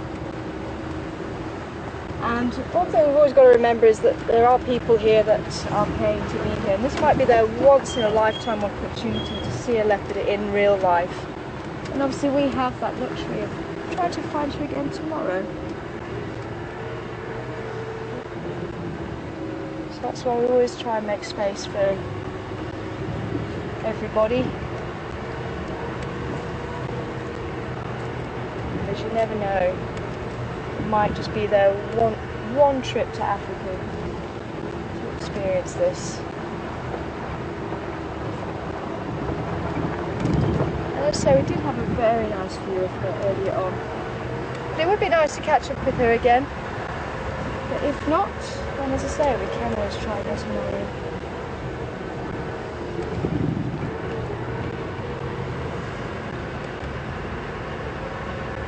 But if we don't have any luck, we will try and head north, see if we can't hit those lines. It would be awesome if they are just on the boundary at least, so we get to see them.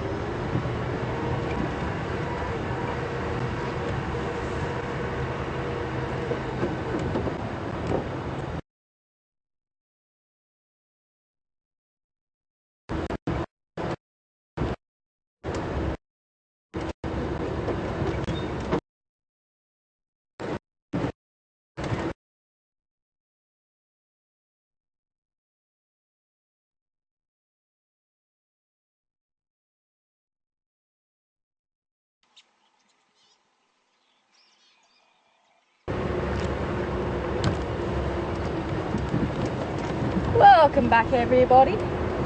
So we did drop you again a little bit on Dams. So we've just passed Chelapam. We're heading towards Weaver's Nest Road. I haven't heard from Sean, the other guide who apparently is following her through the bush. But it's a very big block. So I'm not convinced we're going to get another view of her. Sounds like she was walking down the road. Oh, there's the buffalo balls again. It sounds like she was walking down towards the road, towards Treehouse Dam, and then she turned around and started walking back again. But I'll keep my ear to the ground if there is anything else going on. But otherwise, I'm thinking we'll head north and see if we can't catch up with those Matimbas. I think we'll head around Mvubu Road and maybe around Tamborti Dam and maybe onto Buffles Hook Cut Line and just see if we can't get lucky with the matimbas. So that would be awesome if we could.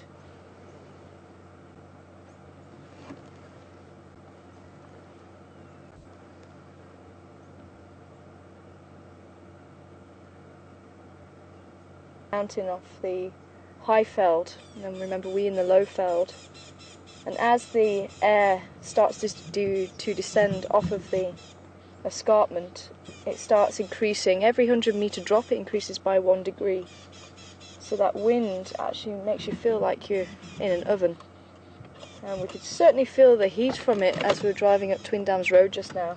That's to increase the air temperature. So as it was slightly cooler down by the hyena den, but now it's warm again. So if I were you, boys, I would stay there as long as you can. Female bushbuck. No, it's actually a duiker with her offspring. We're able to see them. There we go. There's the female on the right, and it looks like a smaller one just to the left. So these are very solitary antelope. You don't tend to see them with other duikers unless they're mating, or female has a young. Quite a relaxed duiker as well.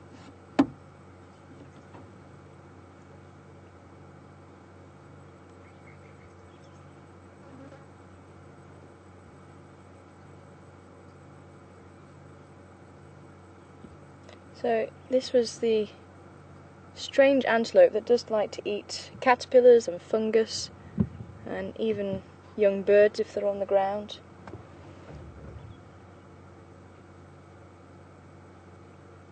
And I think even Andrew was saying rodents as well. He's heard of them eating rodents. It's quite an odd diet for an antelope, but they still have the 4-chambered stomach. They're still a ruminant.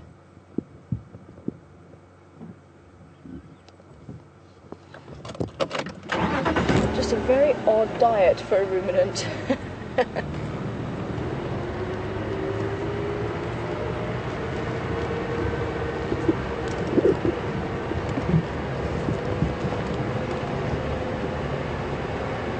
I'll try one last time before we head north on Weaver's Nest, to see if we can find out what's going on. Look at those clouds, eh? Sure. They are beautiful. Sure, shocking.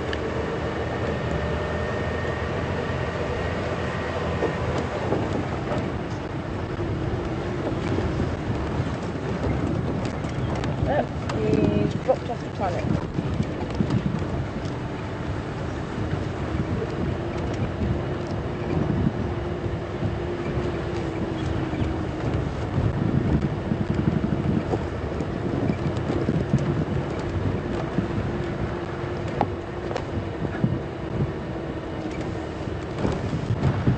Oh well, maybe she'll come back up this way. I'll then have to try again tomorrow. So glad she pitched up today. Oh, definitely. What a Valentine gift. Very, very happy.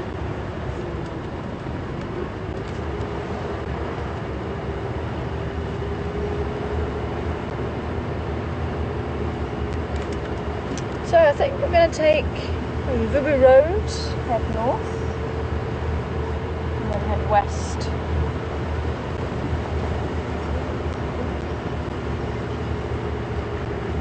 From Clint.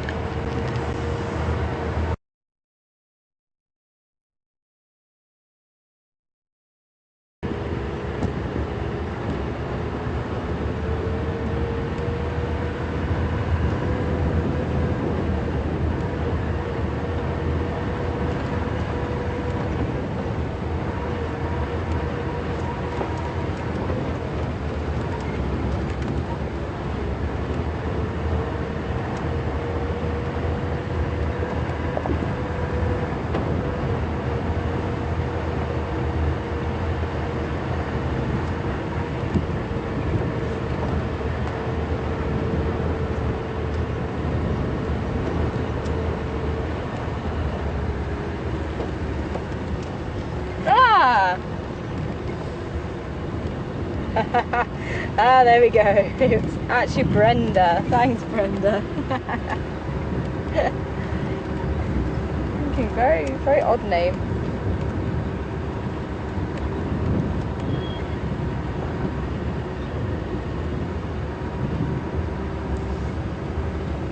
But we have had quite a few people signing in from all over the world. It'd be great to hear from you all. Maybe if you could send in on #SafariLive or Wild Earth, questions at WildEarthTV, and just send in where you're watching from this afternoon. It's always quite interesting to see who we've got on board and where they're from. I remember somebody actually emailing in from Kazakhstan once.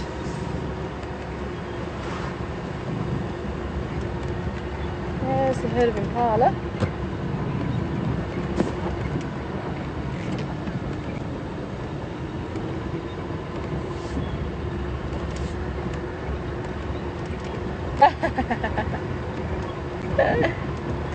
Hi, Jeffrey in Texas. Jeffrey asking if I could move to the US. Have a lot of care.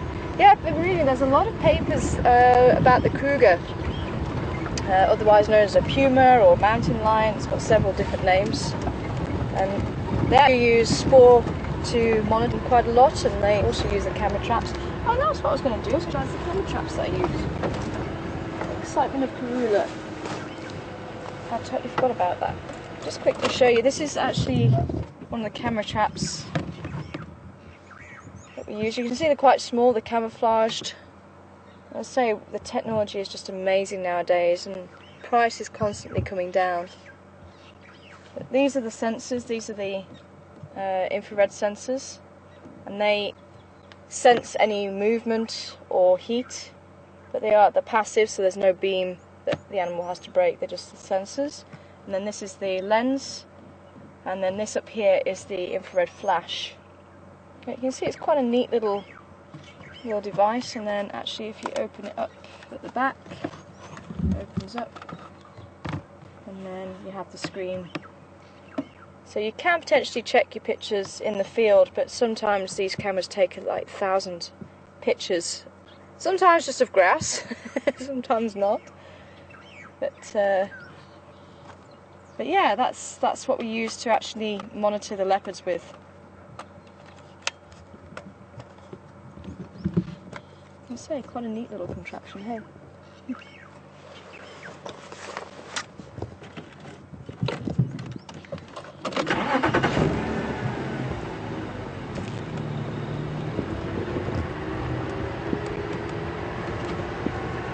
Hi, James.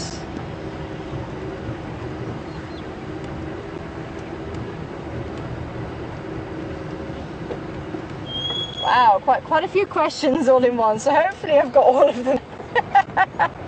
So, James, I've got your word for names from you. James from the UK. But James, so yeah, the oh.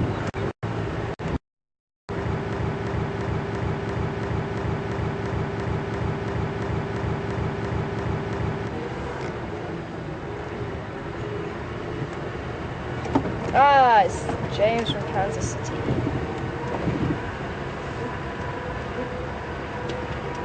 Yeah, we're down very quiet now.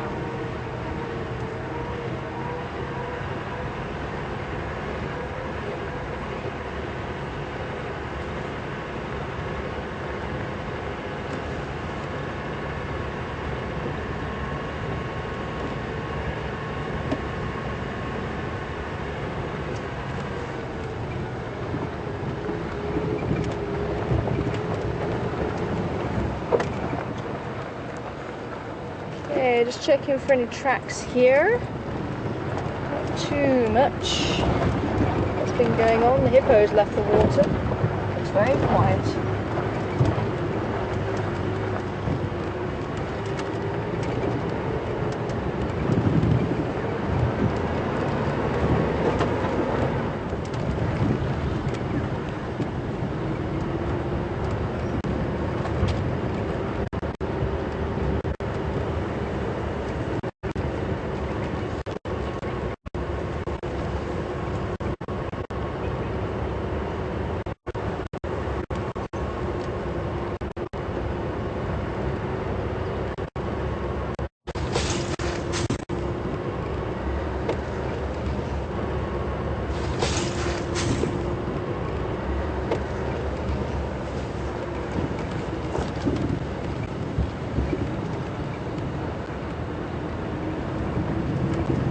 Okay, so just sorting a couple of things out. Oh, we have Texas, Michigan, UK, New York. These guys keep sending them in. It's good to hear where you're from. San Diego. What was the last one? Panama? Is there a Panama in there? Wow, Panama.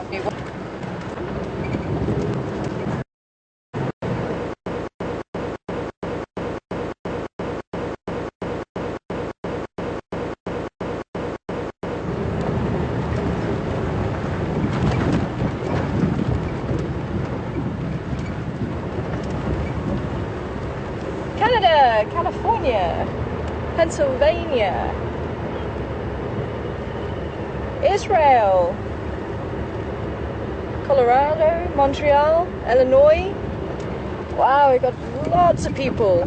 London, UK.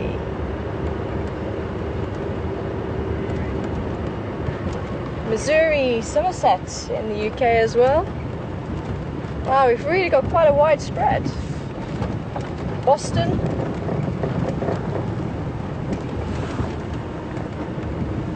Oh, great to hear where you're all from this afternoon. Keep it coming in. So the camera traps, I set them at 3 pictures per burst. So once an animal triggers the camera, I get 3 pictures, and each picture there's 2-3 seconds delay between them. But what sometimes happens is that the leopard walks, and I actually get the shots, 3 shots of the leopard walking if it's slow enough. Sometimes they sit right in front of the camera, so that's why I have 3 pictures per burst. You can set it to a second delay, but I prefer to have 30 seconds between bursts, because if you have a lot of animals, or if you've got grass blowing in the wind, it's ridiculous. There's too many pictures, and there's too many of the herd animals, and it just wastes the battery. And height-wise, I have them about 45 centimeters, 40 to 45 centimeters off the ground. I have stakes that I have to push into the ground, so I can put them anywhere I want. Sometimes we use the trees, but for my actual study, it's all standardized. So I use the same type of camera, same stake, so everything is exactly the same. And then all my extra cameras, the same, we use the trees and everything as well, but everything's standardised. So 30 seconds interval between the triggers, 3 pictures per trigger. But you can change all those settings, it just depends. And I have it on a normal sensitivity as well, so out of the 3 sensors, 2 sensors have to be triggered by animals. And as I say, we get a huge variety of animals. Aardvarks, we've had aardvarks as well, civets, genets, samango monkeys, which we're not even supposed to have, yellow mongoose, Mellor's mongoose, again quite a rare mongoose, Cape fox, again we're not supposed to have it in our area, but we do. So that's why really the amount of data you can collect, that's why camera traps, just for monitoring animals. Because it's not invasive, you don't have to put anything on the animal to keep checking where it is. You use the camera traps, and if one goes down, it doesn't impact on the animals at all. It's one of those things, unfortunately. Oh, look at that, that's beautiful. Get it through the tree there.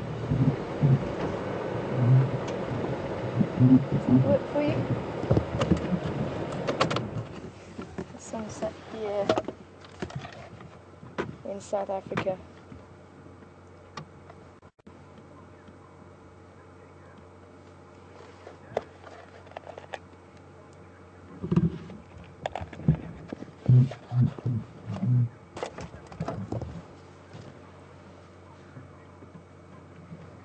Hi Linda!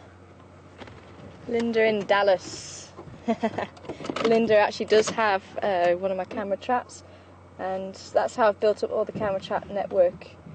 So people could buy a camera and I'd send them pictures out. And I do move the cameras, there's specific sites, and I move the cameras within those sites just to give everyone an opportunity of seeing different animals as much as possible.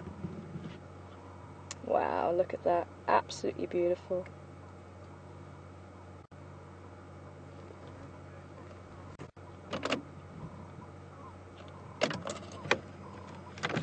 Julie from Cumbria, where my village is. Great to have you on board this afternoon, Julie. Ah, beautiful. Hoping I might be able to send you some lions this afternoon, but we have had KARULA. What a wonderful start to the drive. Some people thinking they may have seen cubs in the den. I'll have to have a look at the footage again. Unfortunately, I have a look on very small screen, as does Brian. So I couldn't see anything with my binoculars either. It's very, very dark. So there might have been, we might have overlooked it.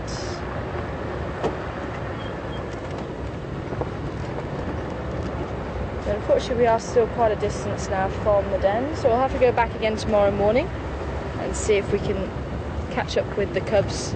I've been trying not to go through too often and disturb them too much, but I definitely will try again tomorrow morning for you all.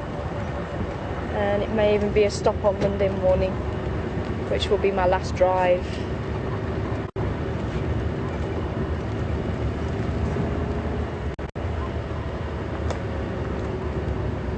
It'd be wonderful if those timbers would start calling. How's your lion impression? I think Andrew's is better than mine. We'll have to get Andrew to do a lion. My lion one's not so good. It kind of goes, oof, oof. That's towards the end, but they really belt it out. It really is quite amazing. Oh, they've got chicks, look. Oh, look at that. Crested francolins with very small chicks. Early Easter. Oh, look at that. I've never seen chicks that small from crested francolins. They've got to be like a day old. And that is one of the differences with the ground birds. They'll nest on the ground, the eggs will be camouflaged against the ground, but then when the young hatch, they're known as precocial, they're able to start moving and feeding themselves. They just need the protection of the adults. You can see why. Look how small these chicks are. Oh wow, they are tiny. I'm hoping they're going to come back out for you. There's one. Looks like there could be a couple of families here. But usually it's just a male and a female looking after the brood. Yeah, they might just push them into the grass there for safety. I hopefully you did get to see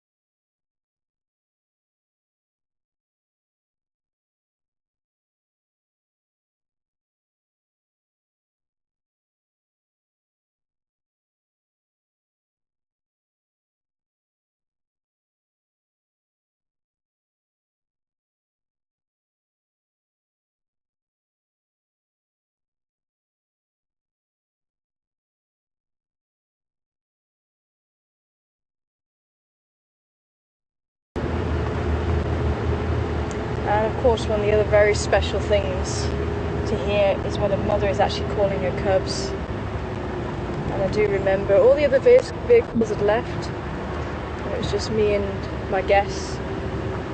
And the lions had been in quite thick bush, and the sun had just set, so it was starting to get dark.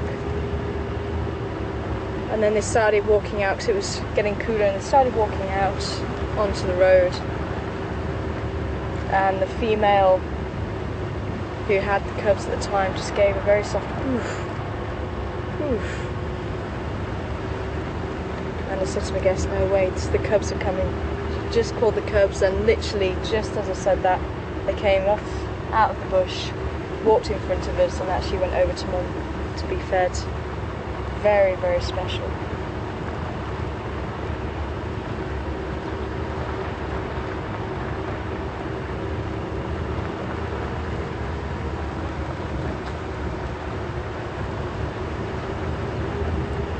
And the lions will generally call around the evening and in the morning, very first thing in the morning, because the air has actually settled, whereas during the day the air is obviously moving around a lot because of the heat, so it's rising, and sound doesn't travel very well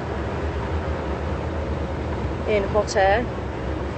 So the lions and other animals that use the calls to mark the territory use the sound, and they'll make the sound when the air has settled, and that's this time of evening through the night and early morning, and that's where you get the dawn chorus happening first thing in the morning, just as the dawn is breaking, because that sound can carry quite far.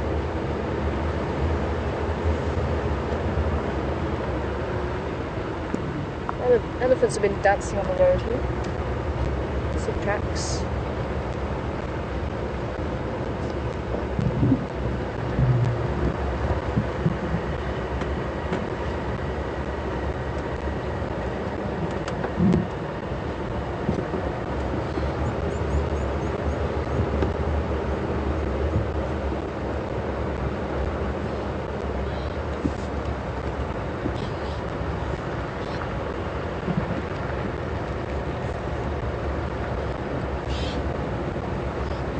So no tracks this side. Maybe they are that. Maybe we'll take a drive down there and see.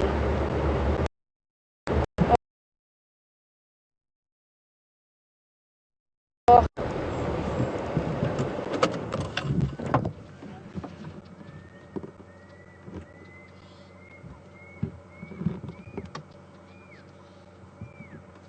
The Drakensberg just in front of us, just here.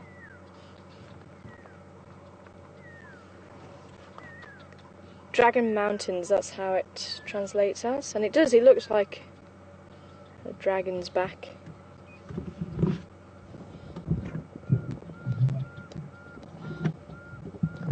And actually, if you drive 3 hours straight through that little V there, that's where my reserve is that I'm studying the leopards on. So it's actually on that escarpment.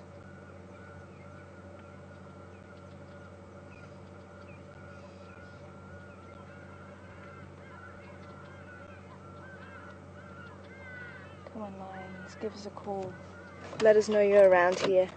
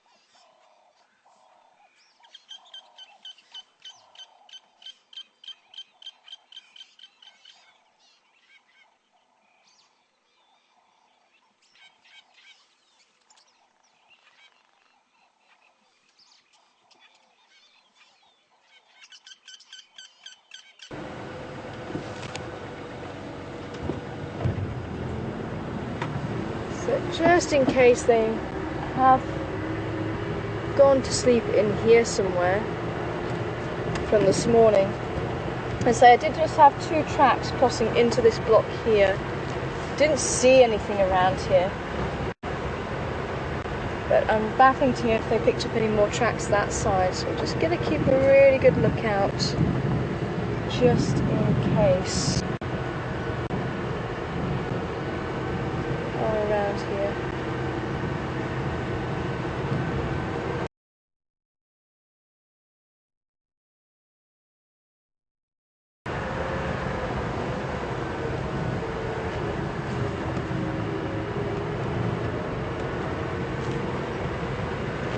Yeah, it is up.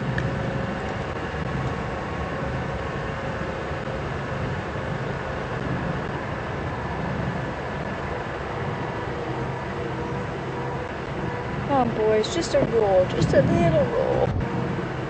Tell us where you are. Talk to us.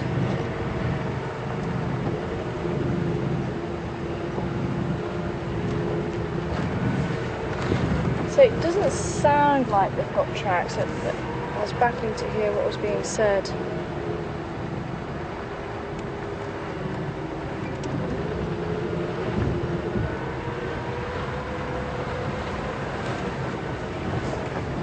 And a lion's roar, when they really go for it, can actually be heard about 10 kilometers away.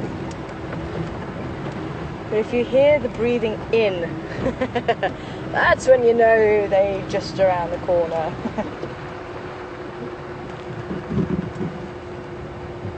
And I have slept out under the stars in the African bush a couple of times. And hearing the lions first thing in the morning, absolutely magic.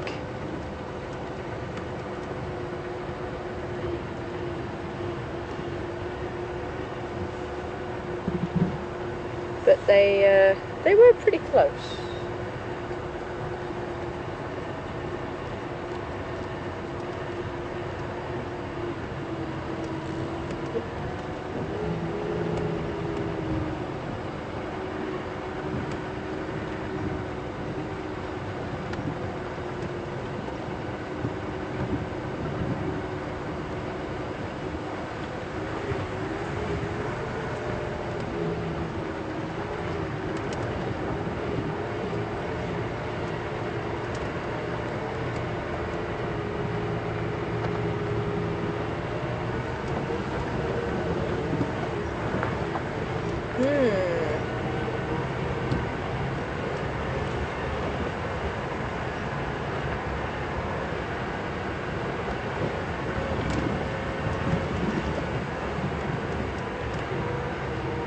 There's an impala ram across the road.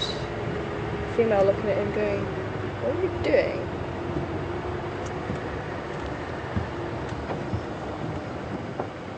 Hello ladies, why are you not with your herd? Could be, of course, the rest of the herd is actually further in the bush.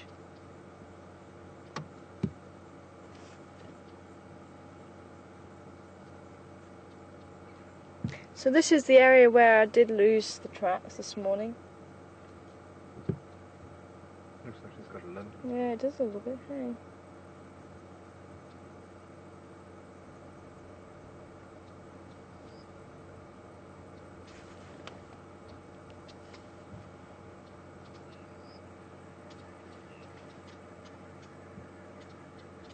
But nothing on Buffalo's Hook Cut Line. So the other vehicle is that side at the dam, didn't see anything. So let's head down to Impala Plains. It's starting to get cooler. Someone might have popped out the bush around that area.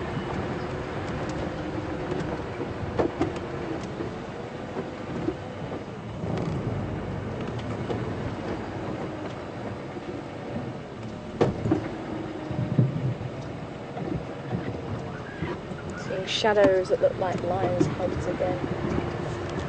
I'm very good at spotting those.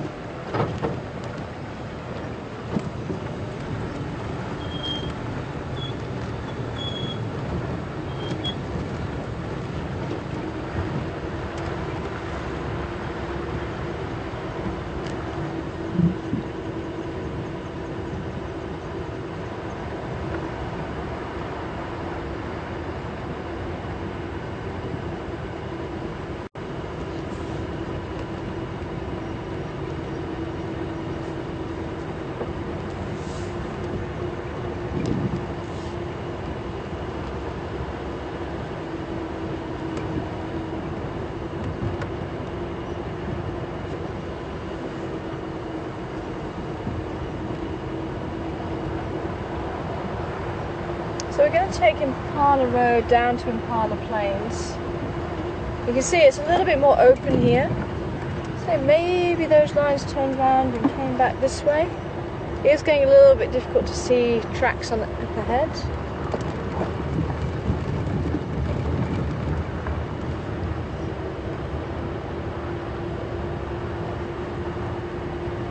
Ephraim, quick.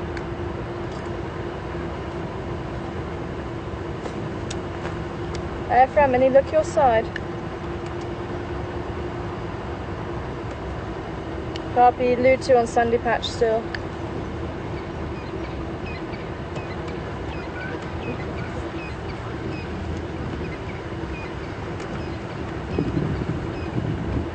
Yeah, Lutu on and Vubu Road as well.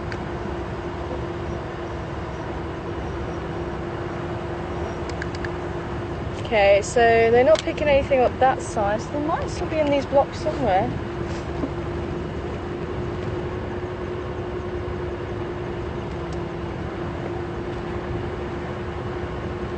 So if we could actually hear them calling, at least that would give us some indication of which block they might be sleeping in.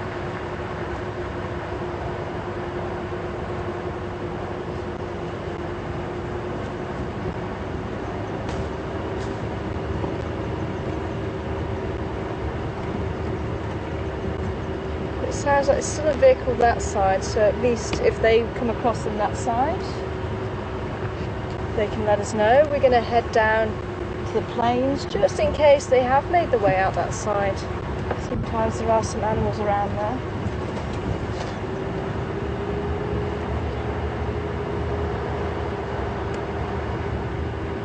And we're going to come out around Philemon's cut line again.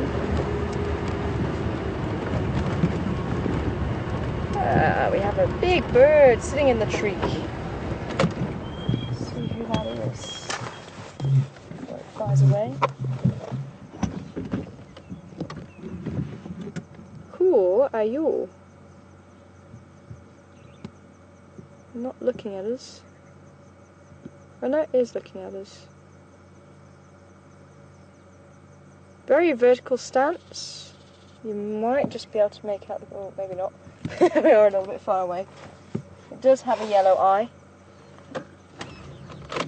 It looks like a juvenile snake eagle, brown snake eagle.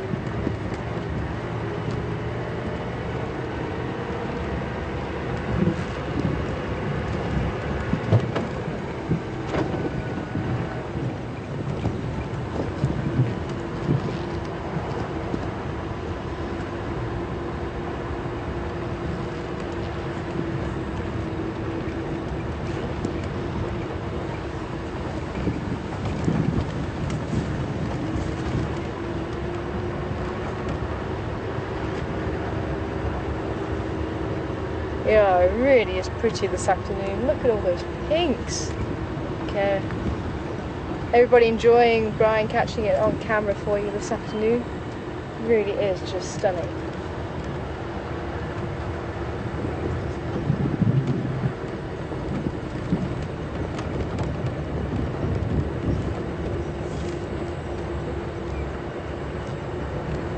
It's amazing, even in the week and a half that I've been here,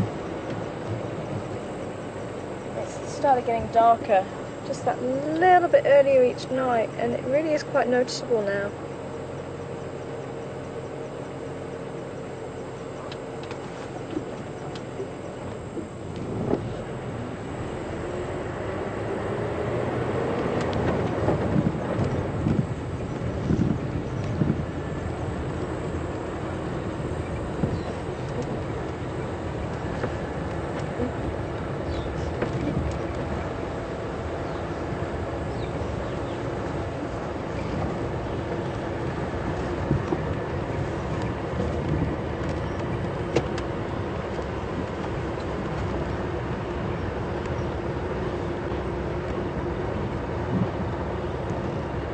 Still have a few rain clouds overhead, but thankfully it has held for this afternoon. The weather forecast was saying it should rain about 7 o'clock, but hopefully it will still hold off a little bit longer.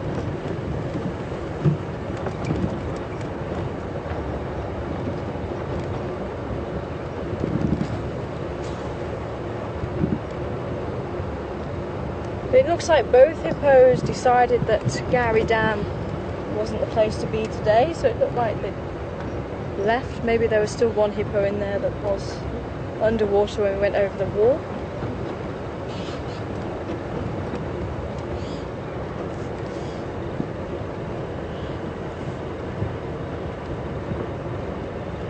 But certainly this time of day you'll find hippos leaving the water and going in search of food. And they do eat grass. They actually use the very hard lips to cut the grass. Oh yeah, did we have anyone come back about the chestnut on the zebra? Is there anyone coming back? Any horse owners out there? Just to confirm about the chestnut, if it's to protect them when they're lying down? When they're lying down, to protect them from the hooves, or there's a hardening for where they could possibly rub as they're walking, just to stop it chafing.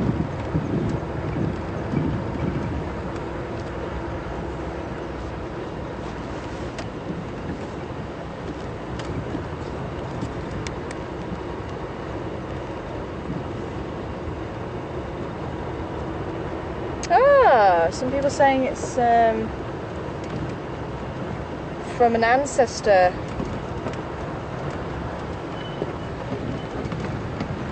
A few thousand years ago, and it's a residual toe. That could be possible as well. Well, it is quite high up.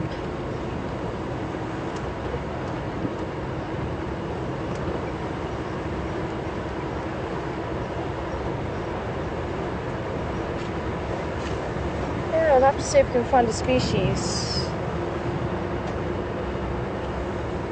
That's quite interesting. I'll have to do a bit of digging around about that one. So a few different theories coming out as to why the zebras have it, because I know the horse does have it as well.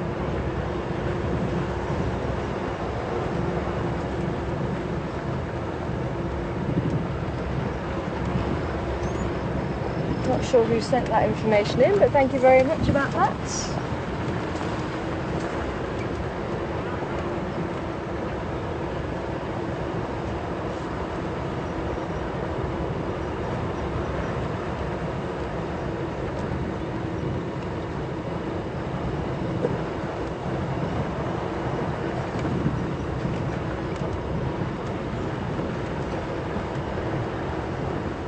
Okay, so we're approaching Impala Plains. I'm hoping maybe there'll be something moving around here. There's been occasions where we've actually seen the white-tailed mongoose.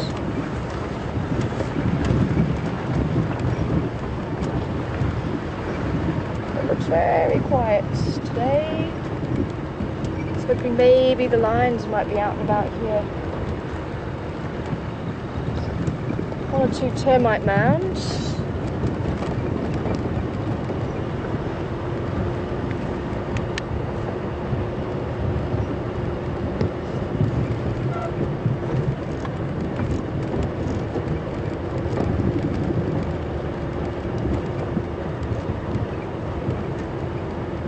Maybe a little bit too high up. That's what I was thinking as well, Caroline. Is the joint, the chestnut is actually much higher up. It would be on us. It would be about here. So just before the elbow.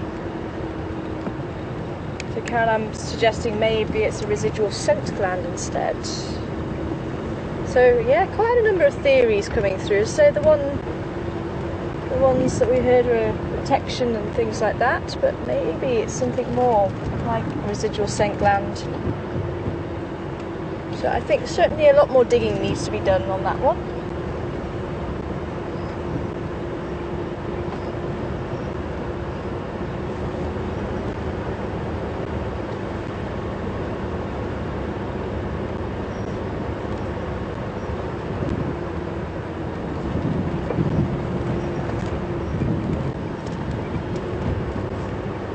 So we're going to go on to Rebecca's Road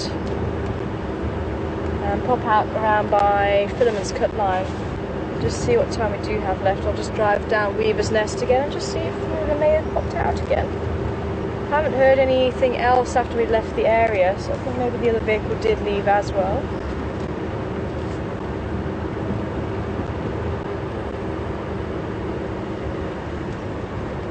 Still feel the heat from that berg wind. It's really amazing. Now I do remember actually one particular day the temperature must have been over 40s, and we were sat there at Treehouse Dam and there was a bat flying around, and it was an insect eating bat. So you can tell the difference between the insect eating bats and the fruit bats because of the size. And the insect eating bats use the echolocation to find the food, so they have the big ears and the nose, the funny noses, for detecting the sounds that reflect back off of their prey. Whereas the fruit eaters look more like the flying foxes that you might be familiar with the long nose. They look more like a flying dog, a flying Jack Russell or something. But they also use a form of primitive echolocation. They can actually make sounds with their tongue as well. It's a clicking sound. Oh, there goes a woodland kingfisher.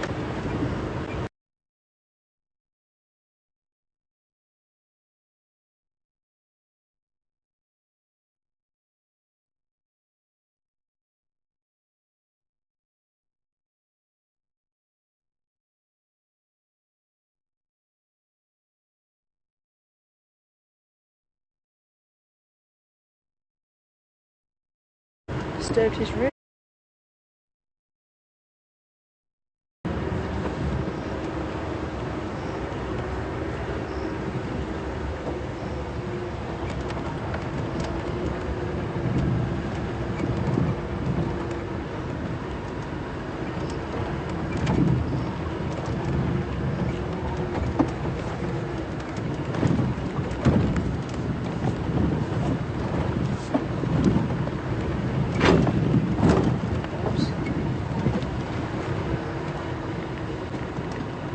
Am I good to talk again?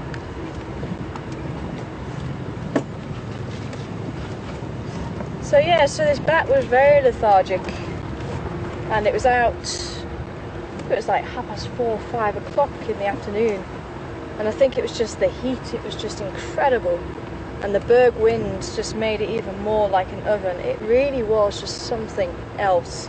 Never experienced that kind of heat before. Poor bat was very lethargic, just couldn't quite get itself off the ground. It was struggling, but then it managed it. But on the same day we had a hornbill that did find a bat that was tucked away underneath a log or something, and it was actually eating it. Oh, there's a little baby scrub hare.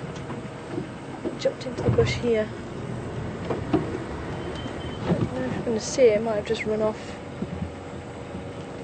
And of course, now it's starting to get a little bit darker, we are going to see those kinds of animals out and about. The scrub hares are a nocturnal species, and you can tell the hares from the rabbits because of the tail. The hares have a white shock of white underneath the tail, so when it puts its tail up, you can see the white, and then it puts its tail down, you can see the black. But with the rock rabbits, which we won't really get around here, have a black tail here in South Africa. Very happy. And the rock rabbits are quite short and stocky, and the ears are quite short as well, whereas the hares very long-limbed, slender, and very large ears.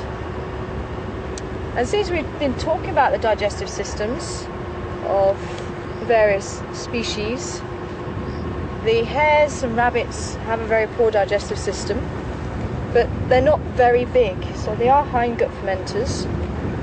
And I was saying about the fact that the hindgut fermenters are usually quite large, so that they can actually get a lot of food. So the rabbits and the hares get around this by actually eating their own dung. So once they go to the toilet, quite often you'll see them taking their dung and eating it straight from the anus. Doesn't sound very nice, but it's to actually let the food pass through the digestive system a second time. So the dung you actually find out in the field would have passed through the hare or the rabbit maybe 2 or 3 times, and it's very pale in colour, so they actually try and get out as much goodness as possible. So that's how they get around that problem. Coprophagy, eating dung. Phagy just means to eat, and you can put anything in front of it. There you go. So if they eat soil, it's geophagy. If they eat bone, it's osteophagy. Dung is coprophagy.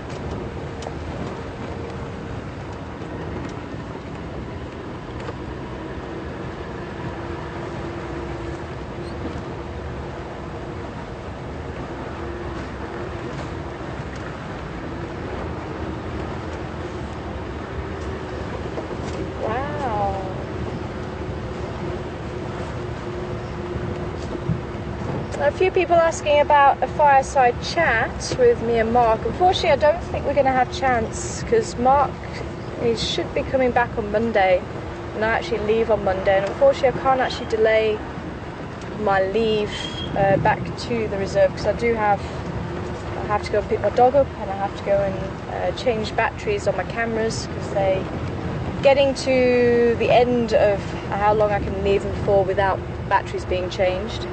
So unfortunately my research does need me as well, but I don't think we're going to have a chance to do a fireside chat with me and Mark because of that. And as I say, just remember I'm only just filling in for Mark, so Mark will be back, so don't panic, the drives will continue with Mark, they don't end with me. A few people are just wanting that reassurance there. But it's been absolutely wonderful being on board with you guys again, and visiting all the animals and all the old haunts. It's been absolutely fantastic. I'd say I still have 3 drives left. I'll probably be doing Monday morning. That will be my last drive. But unfortunately it looks like we are coming to the end of our drive this afternoon. Oh, there was a bat. I was hoping we might see a bat, but they are very difficult to catch on camera. But unfortunately I think it has come to a time to say goodbye, but absolutely fantastic. And as I say, I'm so chuffed we got to see KARULA on Valentine's Day. She must know how much she's loved as well. So I hope you enjoyed it as much as me, and I hope you've enjoyed the rest of the drive as well. But so unfortunately it has come to the end, but we will try and find her again tomorrow. At least we have an idea of where she's been, so we'll be able to look for some tracks and maybe locate her, or some elephants, or who knows what. This is the African bush at the end of the day. You never know what's going to pop out the woodworks, and that is one thing I love about these live safaris. Anything happens, anything goes. Thank you very much for joining me. Thanks for sending in all your questions and where you're from this afternoon. It was wonderful to hear where you're all from this afternoon. It's always great to know who's on board, so thank you very much for that. From myself and the rest of the crew, Brian, the Thumb, and also Andrew back in final control, take care, and we'll see you again here on Wild Earth. Bye for now.